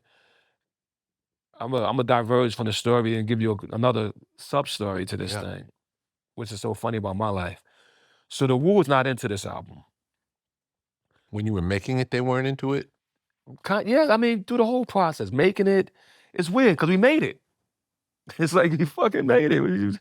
But just, you know, and I understand the Wu. The Wu want to be as threatening as the Wu always is. The Wu music is pretty threatening and pretty fucking bring the motherfucking ruckus. You know what I mean? But I was like, that's how we felt as kids. How do you feel as a man? It's impossible to feel the same way. Or is it possible? Maybe I was wrong. Maybe. No, but it would likely feel disingenuous if that's not the way you're living. Yeah. Or maybe I'm the one that's out here, went from the first album, Goat Meat, Yeah. to by the time we got the Liquid Sports, I'm only eating turkey burgers. Yeah. By the time we get the Wu-Tang Forever, I'm only eating fish. By the time we finish that album, I'm vegan. So maybe it's me. And I accept that. Yeah. But I thought we all was growing at a certain rate. And maybe we were, but musically we didn't need to, and they disagreed on me. And I respect that. The scientists always agree and disagree. But what happened was Rolling Stone offered us the cover of Rolling Stone. This time us, all of us. But the last time we was on the cover of Rolling Stone, it was just RZA and Zach. And then the time after that was maybe me and 5 other rock and rolls bands for that big summer tour cover they do. Maybe I don't know if Meth was with me on that day, but it never been the entire Wu-Tang Clan on the cover of Rolling Stone. And they was like, we're gonna do it. And I get to New York, and the only one at the shoot is me. And I'm like, oh shit. And Rolling Stone is there. So it's me, the writer, the photographers, and no Wu. And no warning, because I flew in from LA. Yeah. So I'm like, okay, that's crazy. And so I immediately, 2 days later, turn around, fly back. And while I'm flying back, I had this script that my agent had gave me. And I started reading on the plane. It's a story about a female MC who wants to increase her lyrical ability by studying poetry and put more meaning into the songs. But the other MCs in her crew, or guys, they don't wanna. They wanna stay hood and they wanna live in gangster fantasies. And she wants to expand and they don't want her to. And she ends up getting kicked out of the group, leaving the group and finding a whole new thing for herself. And I was like, that sounds like me. Shit. And so I land in LA, and soon I called my agent, like, yo, did they find a director for that movie yet? He's like, they're still looking, you know, a couple of names. I said, give me a meeting. And they got me a meeting, and I got the job. And I did it. It was my second film called Love Beats Rhymes. You know what I mean? Which is Good experience? great experience. Yeah. And the producer for that movie is actually a producer on my new movie. Great. It was a great experience for me, beyond my lead actress, but great experience. I'm saying that to say that it's crazy how things go. Yeah. And it's crazy how the rebound to it. Yeah. I rebounded well. Yeah. So now I'm gonna do this movie. I also want to just ask you, was the Wu not showing up and not telling you they weren't showing up unusual, or is that something that might have happened in the past? That was heaviest, I think.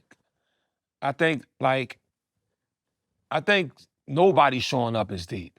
Yeah, maybe half of us wouldn't show. Yeah, half is always an equation. Yeah. There's always somebody missing. Yeah. Okay. Too many people. Yeah. Yeah. You know, and you look at our early photos, you'll see everybody's not in that photo. Yeah. And I can respect that. Yeah. But nobody's showing up. Yeah. I just gotta accept this of it, and I do accept it. I'm totally wrong, right? Because if nobody shows up and I show up, then I'm wrong. That means I'm making the mistake here. Yeah. What I mean by that is that it's been agreed that what I'm doing is not right. Yeah. The product is not right. The vibe is not right. Yeah. And how do I know? it's been agreed unanimously. Yeah. So I'm wrong. And do you believe they discussed it? I don't know. No, I don't know. I don't know how they. I didn't even inquire. Yeah. You know what I mean? I just accepted. Okay, all right, I fucked that one up. Have the Wu done anything since then together? As an album or music? Anything? Yeah, we do concerts and tours. And how does that work? Well, the funny thing is, I said I'll jump ahead then. Yeah. I was gonna hit you with the. What happens now is that the next move though is Once Upon a Time in Shaolin, right? So because What Better Tomorrow comes out. Yep. It does maybe 30, 40,000 units the first week, which is not that great for Wu-Tang. Mm-hmm. And sizzle its way on out of the world. And so I'm looking at the Wu, and I'm looking at the fans, I'm looking at the system, and I'm like, okay, launch the missile. Once Upon a Time in Shaolin. Nobody get it. Not even the Wu got it. Nobody gets it now. Yeah. So it has a, you know what I mean? So I got some RZAism in there, some all this other shit.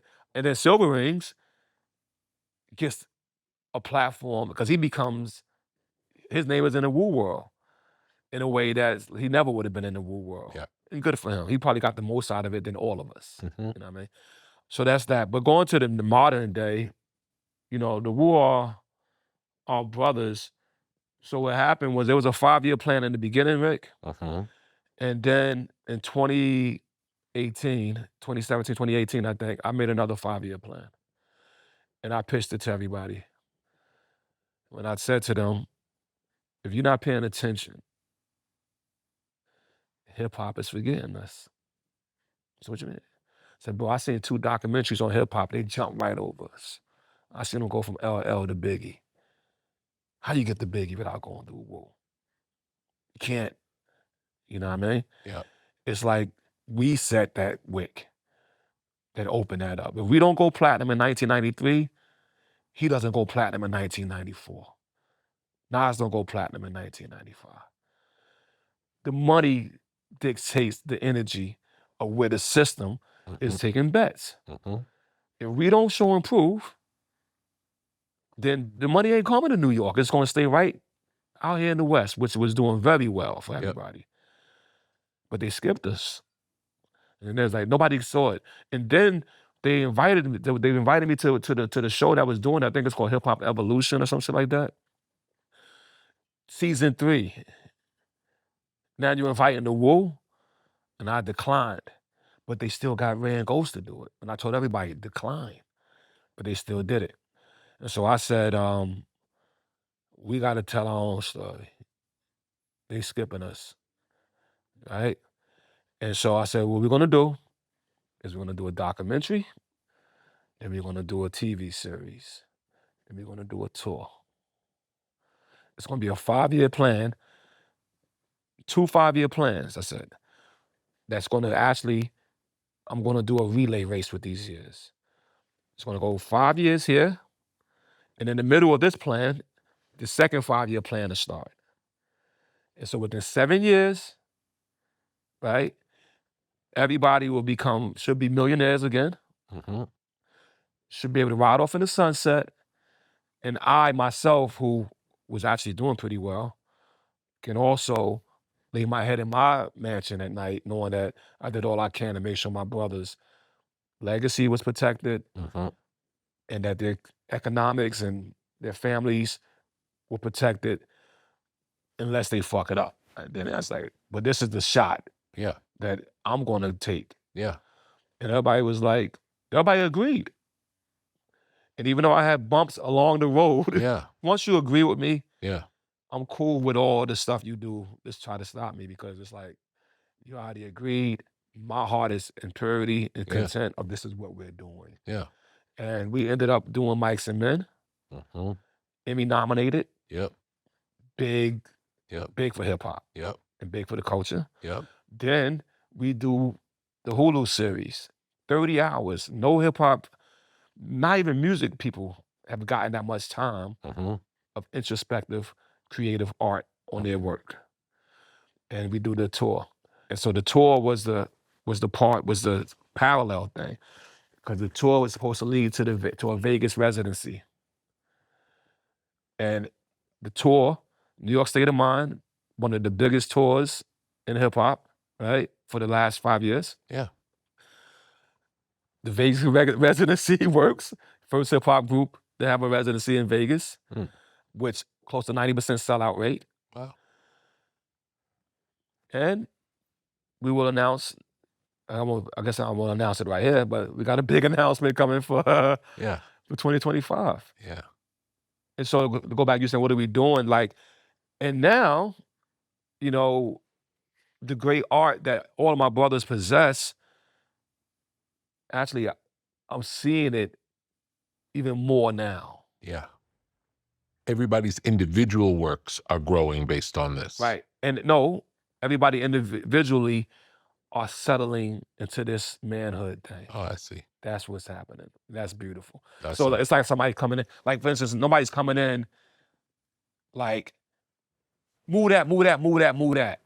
They come in like, okay. You can put a little yellow on that. Mm-hmm.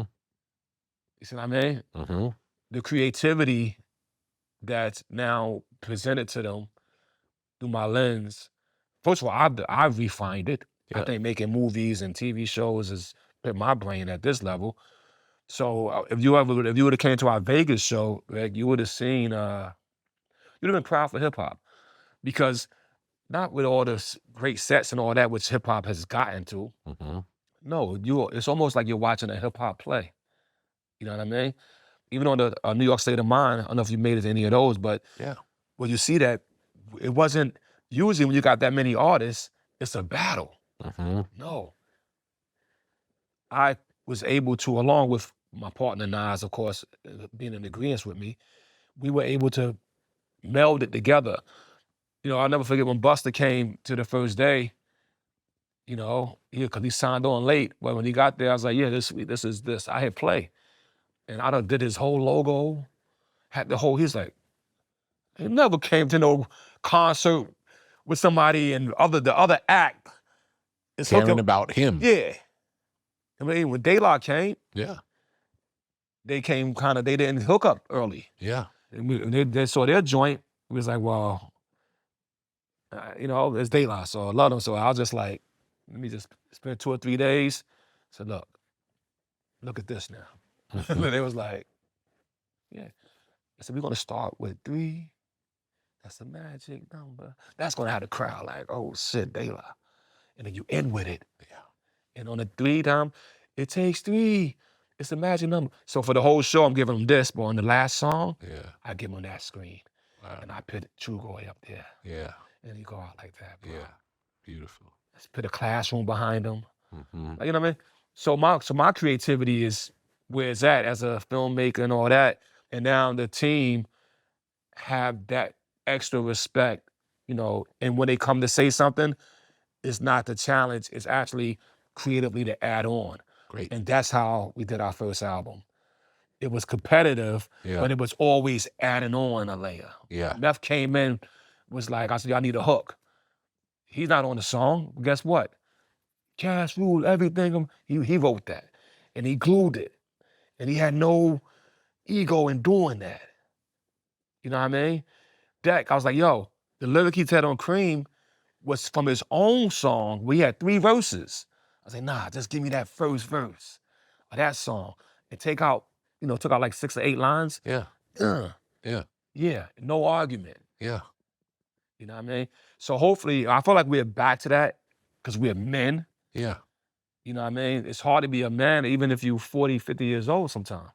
You still have this youth boy in you that wanna... Especially with your friends from when you were young. Exactly. It's different when it's someone that you meet as an adult. Yeah, yeah.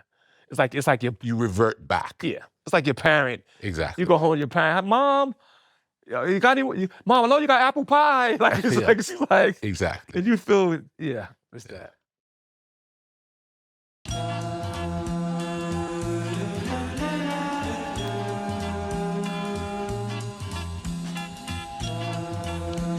LMNT, Element Electrolytes.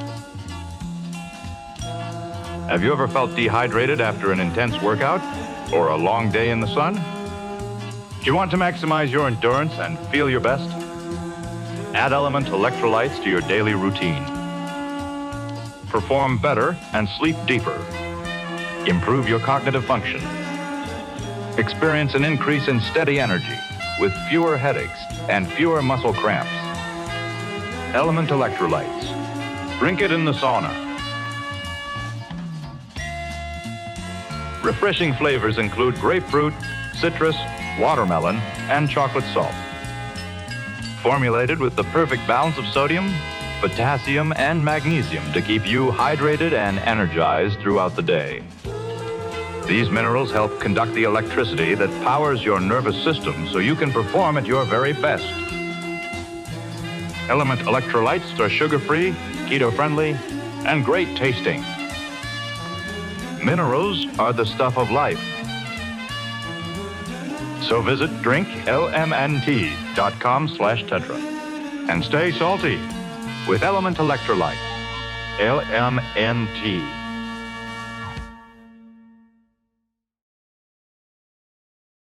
What's your favorite Wu-Tang song? Wu-Tang Clan, all right? I don't know. I tell you the one I feel really proud of as a producer. I feel really proud of Bring the Ruckus. I just feel like nobody did that before me. We're going to listen to Bring the Ruckus. Okay. Shaolin shadow boxing and the Wu-Tang sword style. If what you say is true, the Shaolin and the Wu-Tang could be dangerous. Do you think your Wu-Tang sword can defeat me? On guard. I'll let you try my Wu-Tang style. Bring the motherfucking ruckus! Bring the motherfucking ruckus! Bring the motherfucking ruckus! Bring the motherfucking ruckus! Ghostface, catch the blast of a hype verse. My Glock burst, leaving a hearse. I did worse. I come rough, tough like an elephant tusk. Your head rush, fly like Egyptian musk. Aw shit, Wu-Tang Clan sparked the Wixen. However, I mastered a trick just like Nixon. Causing terror, quick damage your whole era. Hard rocks is locked the fuck up. I found shot, PLO style. Hazardous, cause I wreck this dangerous. I blow spots like Waco, Texas. I watch my back like I'm locked down. Hardcore hitting sound, watch me act broke and tear down. A little bit tight asshole. Songs going gold, no doubt. And you watch your corny nigga fold. Yeah, they faking all that. Carrying gats, but your mind plan rolling like 40 max. Now you act convinced, I guess it makes sense. Wu-Tang, yo, so represent. I wait for one to act up. Now I got him backed up. Gun to his neck now, react what? And that's one in the chamber. Wu-Tang banger, 36 styles of danger. Bring the motherfucking ruckus! Bring the motherfucking ruckus! Bring the motherfucking ruckus! Bring the motherfucking ruckus! Bring the motherfucking ruckus! Bring the motherfucking ruckus! Bring the motherfucking ruckus! Bring the motherfucking ruckus! So I rip it, hardcore like porno flick bitches. I roll with groups of ghetto bastards with biscuits. Check it, my method on the microphone's banging. Wu-Tang slang, I leave your headpiece hanging. Plus this, I'm kicking like Seagal out with justice. The roughness, just the rudeness. Ruckus, rap rum, I verbally assault with the tongue. Murder one, my style shocks you not like a stun gun. I'm hectic, I reckon with the quickness. Set it on the microphone, and competition get blown. While this nasty ass nigga with my nigga, the RZA, charged like a bull and got pulled like a trigger. So bad, stabbing up the pad with the vocab grabs. I scream on your ass like your dad, bring it on. Bring the motherfucking ruckus! Bring the motherfucking ruckus! Bring the motherfucking ruckus! Bring the motherfucking ruckus! Yo, I'm more rugged than slave man boots, new recruits. I'm fucking up MC troops. I break loose and trample shit while I stomp. I'm unholing that ass cause I'm straight out the swamp. Creeping up on sight, now it's fight night. My Wu-Tang slang is mad fucking dangerous and more deadly than the stroke of an axe. Chopping through your back, giving bystanders heart attacks. Niggas try to flake, tell me who is them. I blow up this fucking prism, make it a vicious act of terrorism. You wanna bring it, so fuck it. Come on and bring the ruckus. Then I'll provoke niggas to kick buckets. I'm wetting cream, I ain't wetting fame. Who's selling game? I'm giving out a deadly game. rushing. It's the Wu-Tang crushing. Roulette, slip up, you get fucked like Suzette. Bring the fucking rockets. Bring the motherfucking ruckus. Bring the motherfucking ruckus.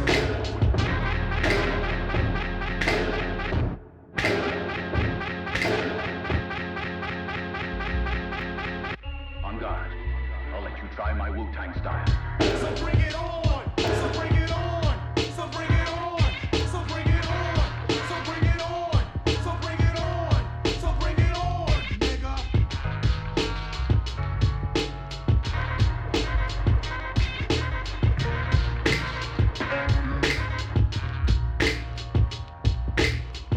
What do you remember about recording it?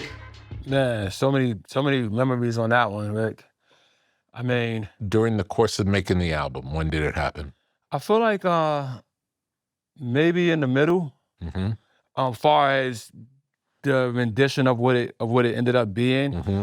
But I also think that the way we was recording that album, that pieces of it was happening during the process. Mm-hmm. You know, Carlos Best was the engineer then, Ethan was the engineer, and Carlos was like, just put the drums in the elevator shaft. You know what I mean? Record that shit, you know what I mean?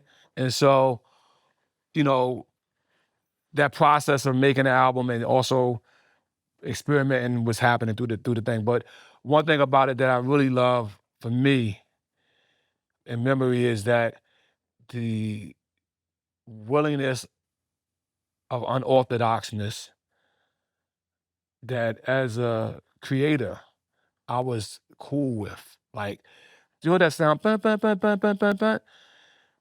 That's the CD skipping. Wow. I sampled it. And it plays in that track about 10 times. Yeah. That's my horns. It sounded like a horn. It sounded like somebody going, it became my fucking horns. Yeah, and it was just a CD skipping that you just happened to notice when it was skipping. That sounds like horns. I'm going to use it. Yeah. So that type of freedom of grabbing and playing, I love it so much because if you take, like, it's a lot of frequencies in it, but if you play that shit loud, it's ever changing. Yeah. Like, you got the 4 MCs, but none of them rhyme to the same thing. Yeah. You know what I mean? It's always... Yeah, even the music under the hook changes. Yeah. Mm-hmm. And so it was composing without knowing. Yeah. You know what I mean? Yeah. That's what it was. So, how would you decide who would go on what tracks? At that time, I considered the MCs as instruments as well. I see. You know what I mean? So I kind of, you know what I mean? I knew certain voices. And then also, I knew my brothers pretty well, more than they knew each other, because they all was my buddies. Yeah. Even if they wasn't buddies with each other yet. I see. Yeah. What was the first scoring job you did in Hollywood? My first score was Jim Jarmusch's Ghost Dog. It went well, critically acclaimed. And what was the experience like? It was great. Jim was a cool guy. I didn't know shit, bro. He's a great guy. I didn't know shit. I was bringing music at 1 o'clock in the morning and shit, drinking 40s and ODB in the car with me. Jim always, like, you know, it was like RZA was like a spy movie. Like, I'd be needing the music and he'd be like, yo, where you gonna be Wednesday at 1? Like, because editing in movies is over at 6 o'clock. Yeah. Okay, it's a schedule here. Yeah. But he was, you know, he was cool. It was cool. Yeah. It was cool. And we stayed brothers. I was just on the phone with him last week. You know what I mean? Yeah. And then I guess I did a good enough job that I got some critical respect. And then I met Quentin. My next one is Kill Bill. Great. Yeah. And how was that experience? Changed my life. Yeah. Because I saw in another artist the epitome of art and found my direction in art. So would you say you were inspired by the way he worked? Yeah, I was inspired by the brain capacity that he had to use to make his world come to life. You know, I was doing that with 12 people in the studio. He's doing it with 200 people on a movie set. And at times, the good thing about it for me, when I met Quentin and I kind of saw that his brain was a certain way, I was humble enough to ask him, can I observe him? And he said, yeah. He said, I'll be in China. Well, if you want to come on over and help yourself. We was already friends. And I flew to China. You know what I mean? Stayed a couple of days before I made myself known because I like to be no burden on nobody. And then I was like, told Lawrence Bender, yeah, I'm here. He said, yeah, been here 3 days. I'll be here for like 2 weeks. You gonna be here for 2 weeks? Yeah, I'm just chilling. You know what I mean? Oh, you don't need nothing. Just let me know where you guys gonna be at. I'll show the set. I'll come every day after lunch and then stay for the rest of the day. Yeah, cool. And I was up there with the same book, composition notebook that I would write lyrics in. Now I'm writing ideas and the camera shit and all this shit. That's what helped me find my new path. And I wasn't there as a composer. I was there as an observer because I saw a like-minded man who have elevated his art to the highest level of art. A film, considerably, is the highest, most expensive form of art. It takes sound, music, it takes color, paintings, wardrobes, tempo, lyrics. I mean, Acting, acting, a lot. everything. Almost a good movie has every piece of art in it, right? Even name a weird art. Painting, let's say. It's in it. The art director painted the whole fucking set. Give me one more. Dancing. Yeah, that's why you love the whole Pulp Fiction when John Travolta danced with Uma Thurman. You're like, yo. Exactly. Yeah, it's in it. And he opened my brain to that.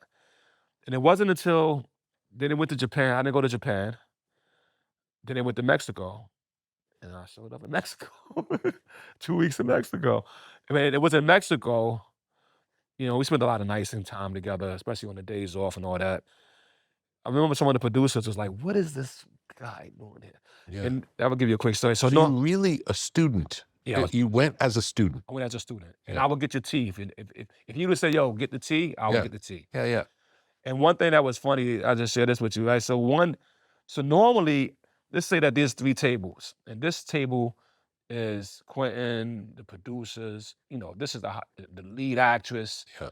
Maybe Ethan Hawke came to town. That's that table. This table could be people from the crew and all that and all that and all that and all that. I was at that table. The third table. Yeah. And then after some nights, I think Larry McCullin, one of the greatest Steadicam, did all the Steadicam for Scorsese and Goodfellas. In fact, his family invented the Steadicam. Wow. Okay? They call him Larry Vision. But I became cool with him. I didn't have the same skills as everybody, so I could end up drinking with anybody. Right? But anyway, now I'm at that table. But I did overhear some bickering, like, what is this guy doing here? You know what I mean? Somebody asked Quentin, what is, Quentin said, I don't know. I haven't figured out what I haven't figured out exactly what Bobby's going to be doing as part of the film, right? He's here observing, but I haven't figured out what role he's going to play. And then maybe it's 2 more days before the end of it, Quentin invites me to this table. And he makes the announcement of Bobby's going to be my first composer. He's never used a composer before. So he's going to be my first composer for my film. And he's going to help produce my soundtrack. Amazing. Yeah. I was like, hey. The funny thing, there was a guy there, I think, who flew in because he wanted to be it. He had his guitar and everything. But anyways, and that continued to lead me down the path of Hollywood. How many have you done since? Wow. A lot. Yeah. Yeah. I know the TV series. I've got 2 Emmy nominations for music. How's it BAFTA. different working on a score versus working on tracks?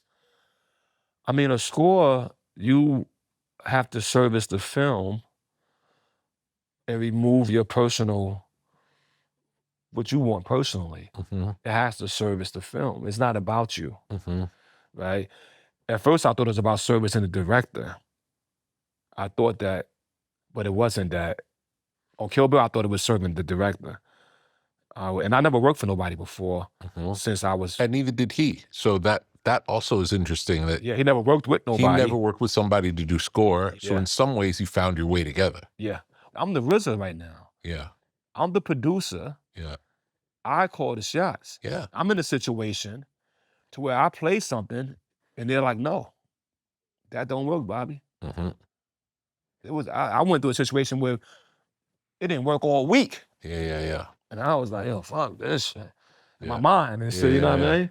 And then I just let myself be freed. And one day, and the scene that that didn't work, he burst in the room one day. That's it. Whatever you was doing right there, that's what we need for the scene when she fights the crazy 88. Yeah. And then it was like a moment where that scene was out of the movie, but they didn't tell me. And I'm working on it. And then I'm like, you know, it was Friday. You know, Friday is my day to show shit. And mind you, I'm in the editing for, you know, editing is 20 weeks. So I don't get there as, you know, my time is still hip hop time. So I'm not getting there like everybody else. You're not there in the morning. 9 a.m. And some after lunch, but I'm hanging till dinner. Yeah. I even hang till midnight, but I'm not getting there before lunch. Yeah. But the scene was out of the film, but I didn't know. And Friday I said, oh, check this out. Hey, listen. And I took an old sample that we had used, a Xander Fear sample, and chopped it up to the scene. And it was like, you just saved the scene. I was like, what? So it was going to be out, but because he liked the music, it made it in a movie. That not only that, the music was such a good crate dig. Yeah. It was the music in the trailer. Wow. It was a great dig. Wow. Yeah. So cool. Have you ever studied martial arts philosophy? Of course, yes. Of course. Yeah, I study martial art philosophy like even today. You know, I was actually studying. There's a filmmaker named Lar Lung who made the movie 36 Chambers. He's a director of it. He directed about 18 films. And I've just been studying him for like the last 2 weeks. He passed away in 2013. I think he's one of the greatest directors to ever live. And he's a real Kung Fu master from the 4th generation of the Hung Gar form. I actually learned the Hung Gar form myself. I was trained by his classmate. And when I was on Man with the Iron Fist, they gave me this classmate. I read it from a book when I was a kid. So as a kid, one of the first books that I bought was the Hung Gar form. I'm like 14 years old, and I was just use the book and try to figure it out. Then in real life, I get a Hung Gar master to come teach me, who's the brother of my favorite director, and Gordon Lewis's brother as well. And Gordon Lewis in my movie. Like the universe is crazy, right? Yeah. Yes, I study martial art philosophy, and I would prescribe it that it should actually be added to a curriculum in school, because discipline, spirituality, physical training of yourself, mental training of yourself, understanding yourself. Martial art is actually the art of understanding yourself. It's so important.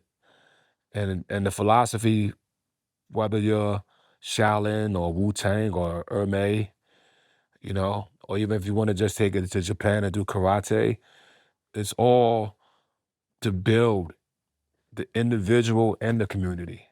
You know, if you build yourself first, you become valuable to your community. And you could either be the one that upholds the community or inspire the community or even defend the community.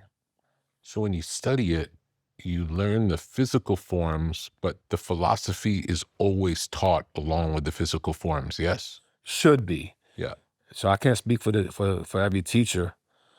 And for me, the philosophy, in fact, Wu-Tang itself, if you go through the history of what Wu-Tang was or is, the story is that this monk leaves Shaolin and he goes to the Wudang mountain.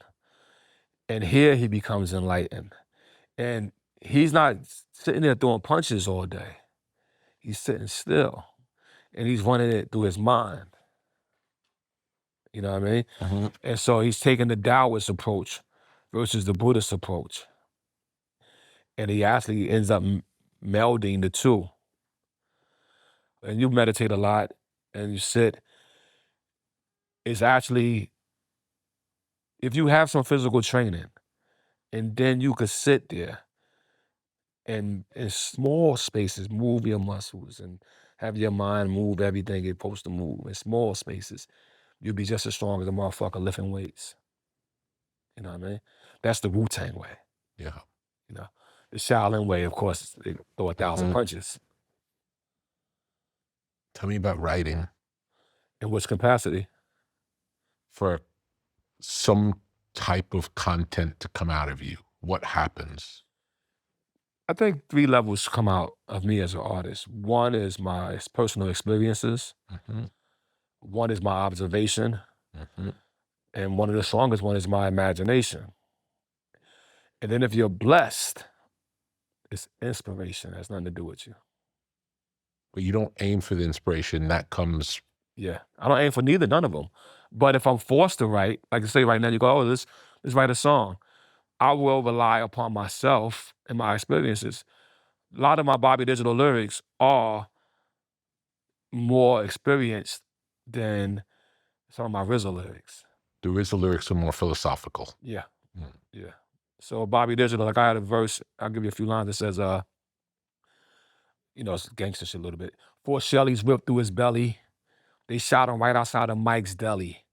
Dip to the telly, call my bitch up on the celly. Bobby what? I'm probably nuts. I walk strange, I talk strange. A long range sniper aim will Swiss cheese your brain. I don't sleep, I don't eat meat. I rest twice a week. I can speak without moving my lips. I got 50 pairs of sneakers. Fingerprint proof rubber grips, hollow tip clips, 8-ounce bud nips. I sip and I love barbecue chips. That's just me. I clock a bird from the block, straight away from a flock. She just crossed near the bus stop. I had a Snapple, I twist the top off. You know, she kept her hair processed, no panties underneath her dress, a small link ankle bracelet. She had polo frames. My shades had no name. The popo came. I slowed my game. My thick gold chain made their eyes flame, so I stood up against the bodega gate and stayed straight. She had a perfect figure 8 shape. I couldn't wait to bust her grape with my apple head. Anyway, so that's easy to write because I could just go through myself like, yo, I saw that girl, I could write. But then if you're writing the pre-existence of the mathematical biochemical equation is the manifestation of rock, plant, air, fire, and water, which are in the basic formation, solid, liquid, and gases that form the land masses and the space catalyst. And all matter that exists must first be observed through a physical comprehension, but it takes your nerves to be struck. That's a RZA, you know what I mean? Big difference. Yeah. Yeah, really different. It's cool that you gave them different characters, essentially. Yeah. And then when writing the movie, well, I learned from the Tarantino school. And in a way, I think I definitely will use my imagination, but also hip hop. Quentin is a hip hop director, right? He's a music director. Because he have a catalog of thousands of movies in his head. So he's like sampling ideas from things he's seen. Yeah. And I find myself doing the same. Yeah. Yeah. Let me say, inspiration, you know, we don't have nothing to do with that, right? Yeah.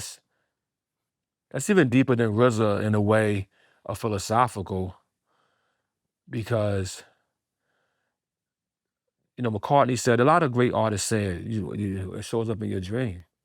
You wake up with it, you know? And for me, the wake up has been actually, that's why we have this album of Ballet Through Mud. I woke up without words. I woke up with music in me. Yeah. So tell me about your relationship to piano. When did you learn to play piano? I mean, I always liked the piano, always had one, never took formal training. Just always just fiddled with it, right? By fiddling with it, I just got better and better. Loved it since I got the once I got the EPS, that was the keyboard. And I realized that I'm more of that type of musical creator when it comes to producing or songwriting. And so, yeah, I loved the piano for years. Once you got into it, how much time would you sit at the piano typically? Well, I've spent the most time at the piano during the pandemic, I think. Maybe a year before that. But I'm the guy that you will, you know, when the Wu do tours or whatever, you know, even in a mediocre way, if they had a piano in the lobby, I'm there. And the chicks were with me are there. And if I only know 2 chords, I'm playing those 2 chords for an hour. Yeah. That's just, I just got addicted to it. I remember Wu-Tang had our first album out or coming out, whatever, and we was all in the Bay Area. They put us in the Oakwoods, and we stayed there. And there was this great piano store. It's in San Francisco. There's a great piano store that was somewhere downtown San Fran. And I just remember going in it, and they couldn't afford a piano yet. Didn't even know a piano would be $20,000, $30,000. You know what I mean? Thought maybe, you know, at that time, the biggest, most expensive keyboard would be $2,000. Yeah. You know what I mean? So the guy told me the price. And then there was some gentleman buying one, you know. He looked a little bit like he could have been a business Wall Street guy, but we're in the Bay Area, so I don't know his profession. But he was testing the pianos, and I didn't know nothing and shit. And I actually, but I wasn't shy. I was like, yo, could you show me something? How long you been playing? Right? He said, I've been playing for 10 years. I said, how long did it take you to get good? He said, I'm still ain't good. I said, well, what could you show somebody like me? He said, actually, nothing. Okay, and I was cool with that, you know what I mean? But I was like, I'm gonna get one day. And yeah, but I did start reading music theory that year. That year? That year, yeah, 1996. I started reading at least music theory so I could, you know, play on my keyboards. And that's why in Wu-Tang Forever, you do hear chord progressions and turnarounds. Because what's the first piano you bought? The first one was a Yamaha upright, had a Disclavia on it as well. Yeah. Bought 3 of those in my life. And would you sit at it and play a lot? Yeah. Yep. Until my ex-wife, she fucked that piano up. There's a great story in my old neighborhood. You go to the piano store, they got a great story about the piano. Like, she fucked it up. In what way? Oh, she beat the shit out of that piano. Like, hammers it. She knew I loved it. So. Oh, I see. Yeah, she destroyed that motherfucker. And then took it back to them, because she had to get me a new one, you know. And then tell them what the fuck happened. And she just told them, you know, the Wu-Tang, they had a crazy party. And that story lived in the piano place for a long time until I actually never corrected the story. I didn't want to throw it under the bus, but yeah. But since then, wow. I mean, you know, I got a piano in every home, and just bought my first Steinway, actually. Not even 6 months ago, I bought my first Steinway. Beautiful. Yeah. Well, we're lucky that we have a piano here. Yes, you do. You got you a beautiful piano. You feel like... See if I can bring something out of me? Yeah, why not? Let's see what I could do. Well, you got a couple of pianos here. Yeah, whichever one you like. Let's see what's going on here.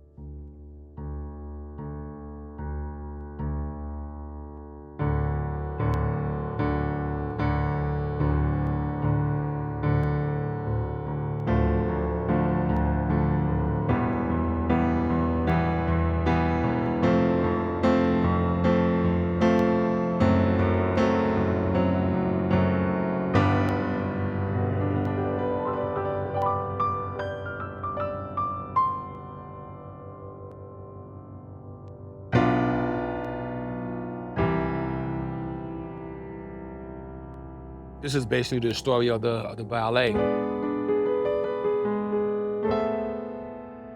What's happening in the ballet is that We start off in the key of C, which is Ionian. And then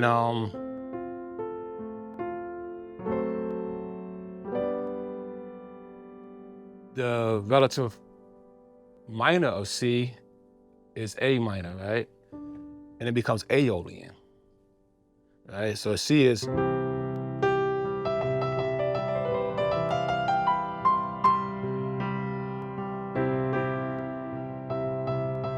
major, right?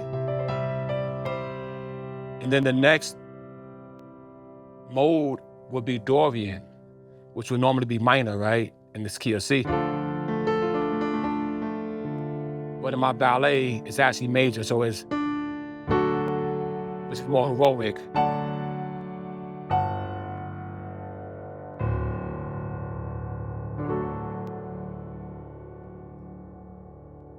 And we follow through these modes. And then once the Ionian went minor, it has to make it back to that major. And then I'll go through the whole thing. And the thing that fucked with the Ionian, working the modes back, is from the Ionian, the Locrian. Right, that diminished.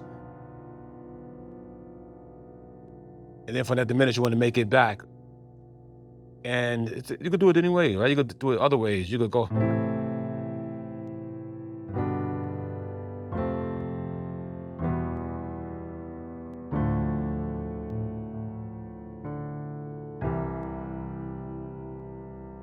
If you take that same concept and don't think about the modes, I mean, think of the modes, but don't think about the key. Mm-hmm. So now I'm gonna still do the same thing, starting Ionian, right? But this here, it's not in the key of C. It's more of a jazz type thing.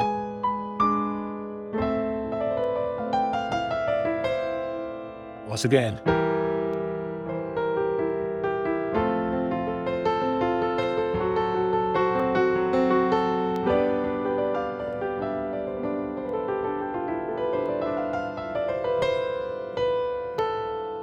Now I'm gonna do the key.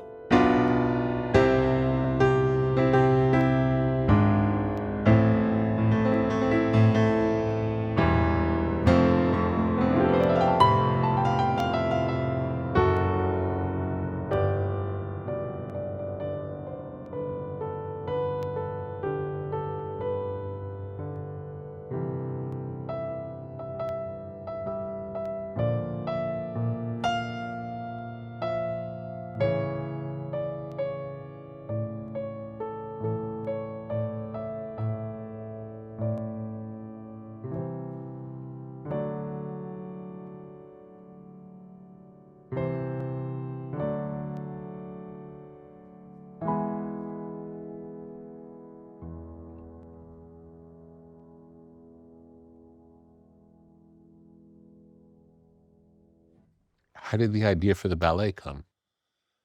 From finding my old lyrics inside my Tommy Hilfiger duffel bag,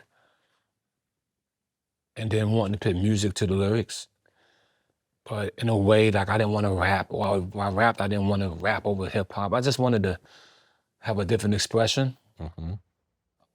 and it just kept evolving into different iterations until I thought I was going to write like a hip hop opera. Mm-hmm. And then it was a guy named Evan Lamberg, one of the presidents of Universal. I know Evan. I love Evan. Yeah, so Evan, I played maybe a couple of tracks of him when I was getting, Mm-hmm. so yeah, I'm working on my new opera. He's like, opera? He said, well, operas are usually in Italian. He said, but that sounds like a ballet. Like a ballet is, like the Nutcracker Suite or Mm-hmm. Peter and the Wolf. Mm-hmm. And he said that, I was like, that's crazy, because Peter and the Wolf was the first thing I studied when I was striving to be a composer. When Jim Jarmusch said, I want you to compose my film, and I never composed a film, the first thing I did is went and studied Peter and the Wolf.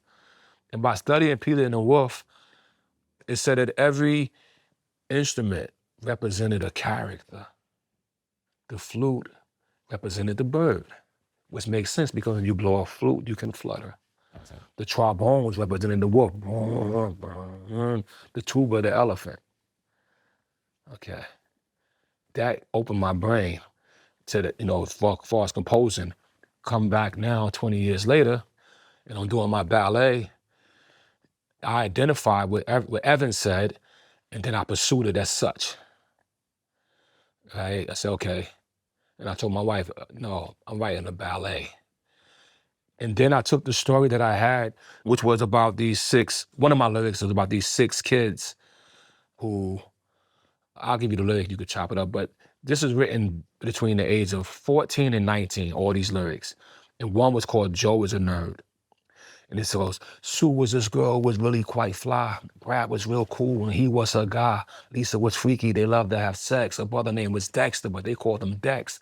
His sister name was Monica, and she was a verge. Joe was just their friend, but he was a nerd. Brad bought the beer, Sue bought the smoke, Lisa had sheets, Dexter had coke. Joe was the type who didn't get high, nor did Monica, but she was willing to try. Brad lit a blunt and passed it to Joe, said, come on, man, smoke it. And Joe said, no. What's wrong? Are you scared? Was asked by Sue. Oh, you are just a nerd. Joe said, that's not true. Monica said, Joe, just have a taste, as he puffed on the blunt and blew the smoke in his face. Now on Monica, Joe had a crush. He didn't want to smoke, but felt that he must. Like many we know, love made him a fool, so he took a pull to prove he was cool. And Lisa was like, yo, forget about Joe. Then say, hey, Deck, where the heck is the blow? He pulled out 2 grams, said, it's all that I bought. They said, it's more than enough. And they proceeded to snort. Now at this time, Joe had finished 3 beers. And Brad was like, here, have another, you queer. And Joe was like, no, as he held the stomach. And while facing Monica, he suddenly vomited. She screamed, oh my God, shit, how absurd. And everyone laughed and said, Joe is a nerd, Joe is a nerd, Joe is a nerd. Joe felt embarrassed, so he did the bird. They chased him and ran and giggled and laughed through this abandoned house. Then it was the sound of crashing glass.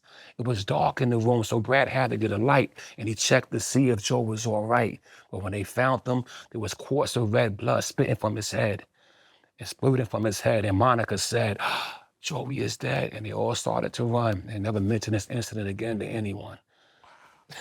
So that was a story that I was like, okay, I'm gonna do this, I'm gonna write this into this thing, along with another one I won't say to you. Okay. And it's like a children's story, but an edgy children's story, I'll say. Yeah. Basically, you know the Slick Rick time when those stories was happening. Yeah, so then I said, okay, I can't get away with that. It don't sound right, teenagers. And so I wrote a story into a higher level of college students.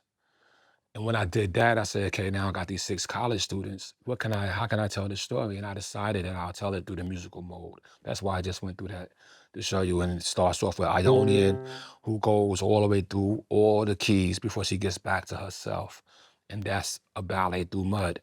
Because sometimes we gotta go through all these different things, you know what I mean? You gotta go through the mud. And what comes out of the mud in Buddhism? The lotus. It grows out of the mud. And that's why the last song on that album is The Lotus Arrives. Yeah. Have you performed it live? Yeah, we performed it live first before we recorded it, actually. I performed it in Colorado with the Colorado Symphony Orchestra. We sold 2 sold out nights, which was great. Standing ovation, which was amazing for my spirit. Did you play piano, or did you just compose and watch it? Just watch it. Yeah. I don't play piano in front of people. You know, my wife, kids, maybe friends, but I love sharing. Yeah. You know, me and my son, and my phone, I got so many recordings of like, okay, you go 3 minutes, I go 3 minutes. Whatever happens. Yeah.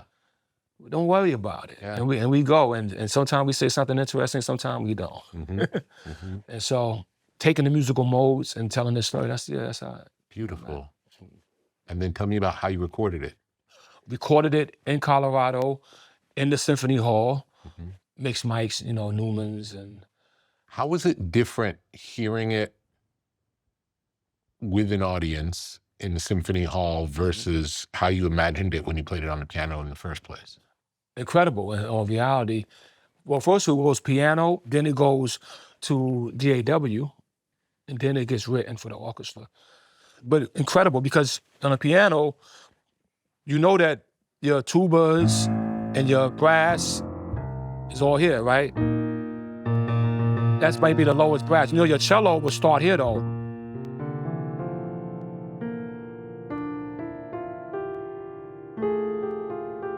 The end, right? You know, your violins will be.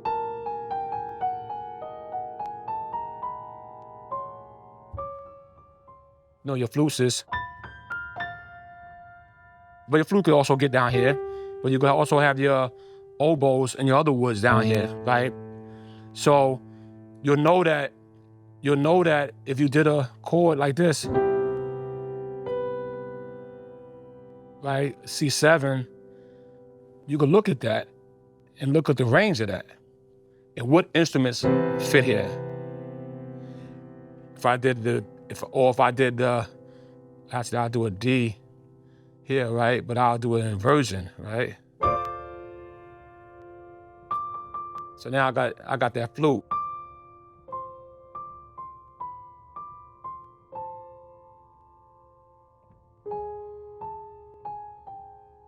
And then, so anyway, so thinking like that, right? But then when you hear it played by the musicians, it's 16 violins playing it, right? It's 4 flute players playing it. No, it's amazing. We had 60 pieces. Wow. And so it felt amazing. And they knew me. That's the other thing. Chris Dragon, our conductor, you know, we had built a friendship already from some previous things. By the time we recorded it, we had performed it. We had rehearsed it. We had performed it to success multiple nights. And now it was maybe a few months later. I feel like it could have been about 4 months later. So, okay, now we're going to record it. Now, the only difference that happened is that the original ballet was written with choir, but there's no choir on the album. And so I said— In the live performance, did you have choir? Yes, in the live performance, there was choir as well. Is there a recording of the live? Yeah. Great. And there's might be one song that's on the bonus that has one song of the live, so you can hear the crowd and all that shit. But yeah, and so you have to figure out what instruments, but basically the human voice is here to hear. Right, I mean, naturally, we could get away up here if we want, but yeah, I wrote the notes down here, and so we just emulated it with brass, some oboes. Yeah, so there's a part in that song of Ballet Through Mud, this track, the title track, well, which I actually love that the instruments emulated what the voices was doing. Yeah. And since the voices was only doing single vowels, it actually sounds better on the instrument. Interesting. Which leads me to something else in the future. Like, okay, you know Yeah. what? If I'm gonna use a single vowel, I might as well use an instrument. Yeah. Yeah. Did you make any changes once you heard the orchestra playing it in rehearsal, where you had only heard it before on the piano? Did you make any changes based on where the instruments overlapped? Yeah, there was many changes that had to be made, whether I wanted to or not. I see. Because the digital, you know, if you're using Dorico, Logic, Pro Tools, Ableton, which they all popped up on this shit. Also, I have a keyboard called the Korg Oasis, old keyboard, but really have nice orchestra sounds in it. And actually have orchestras, like maybe an ostinato might be there. So almost like I could take an ostinato,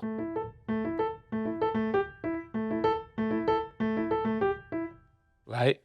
And, you know, you get synthesized. I got hit one button to get that. Yeah. Right? So I could hit that with one button, right? While my other hand is figuring out something else.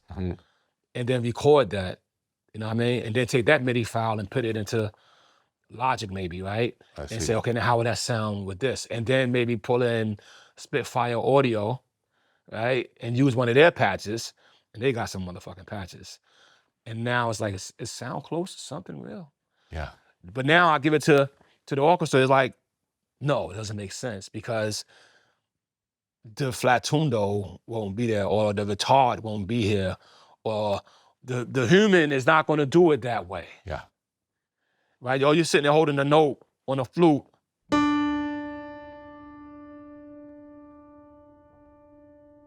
Flute player only has so much air. Exactly, he's out of that. Right. Okay?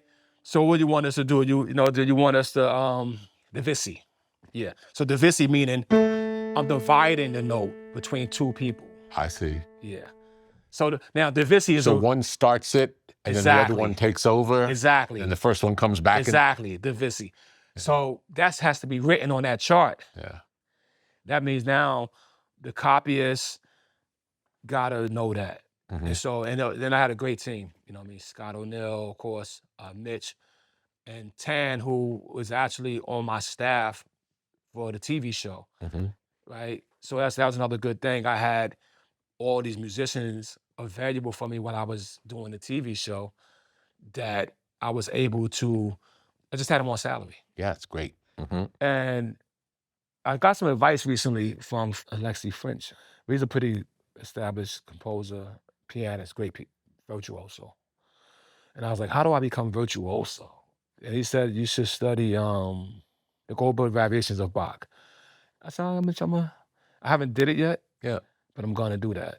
Cause he just told me that shit like in August. There's a lot of great versions of it too to listen to. It's right. Inspiring to listen to. I don't read music fast. Like I can't put the music in front of me and bada, bada, bada, bada, right? I read like maybe a sixth grader by now, but it's still, so maybe at 60 BPMs I could read it, Mm-hmm. At 90, no, that's Mm-hmm. not happening. I could go do, re, mi, re, fa, sol, la, ti. I could do that. Now, once I hear it now, oh, that's what he's doing. So then I could see that, oh, it's mostly he's just doing that. Mm-hmm. And then I could go ahead and try. But that's been my biggest weakness is imitation. That's my biggest weakness. And it's weirdest thing about me, besides recently, like I said, once he told me this Goldberg thing, and I did listen to a couple of them as well, and I've been listening to a few other greats, I actually realized I wouldn't mind imitating them. I'm a non-imitating dude, right? Mm-hmm. That's been one of my potential flaws as well as blessing. Hmm. But I'd rather do what I'm doing than do what you're doing. Mm-hmm. You know what I mean? Yeah. I remember I got the guitar, I started late. I remember John was like, what you gonna, for John to tell like, you starting the guitar at this age. It's like, but I was like, oh, you know what? I'll just do it. I just pick up the instrument and make sounds. Yeah. Let me see something. See what I got here. It might not be it's the bass. It don't matter what it is though. Right? There's a guitar there, the third one, the furthest one. Yeah. Nope, that one. Yeah. Right. It's just like I'm still gonna,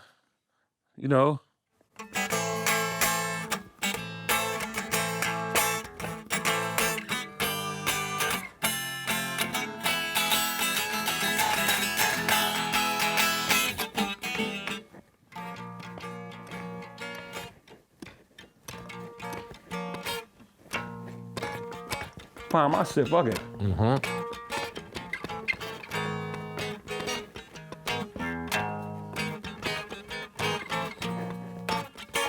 And you don't need to be able to read music to do that. Nope. It's more like playing with the instrument and having fun.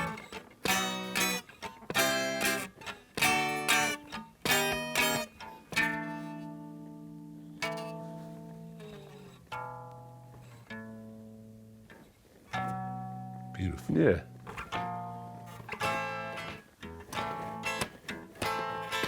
Fuck it, you know what I mean? Yeah. So much fun to make music, isn't it? Yeah, it's like let it out. It's great.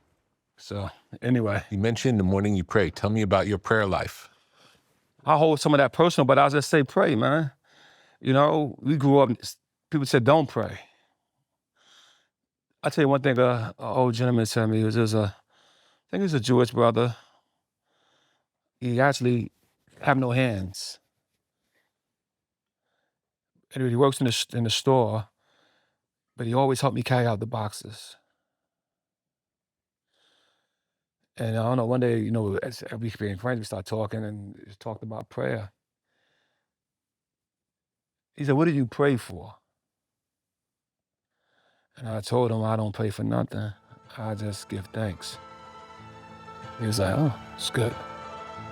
I pray for guidance. I said, okay, I'll take that.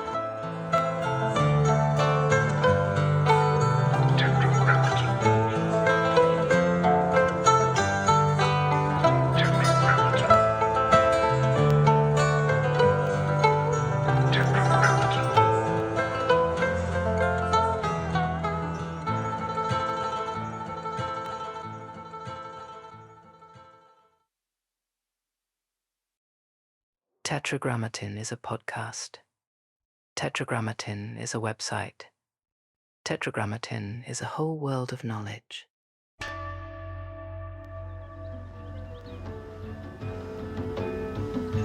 What may fall within the sphere of Tetragrammaton? Counterculture? Tetragrammaton. Sacred geometry? Tetragrammaton. The avant-garde? Tetragrammaton. Generative art? Tetragrammaton. The tarot? Tetragrammaton. Out-of-print music? Tetragrammaton. Biodynamics? Tetragrammaton. Graphic design? Tetragrammaton. Mythology and magic? Tetragrammaton. Obscure film? Tetragrammaton. Beach culture? Tetragrammaton. Esoteric lectures? Tetragrammaton. Off-the-grid living? Tetragrammaton. Alt spirituality? Tetragrammaton. The canon of fine objects? Tetragrammaton. Muscle cars? Tetragrammaton. Ancient wisdom for a new age. Upon entering, experience the artwork of the day. Take a breath and see where you are drawn.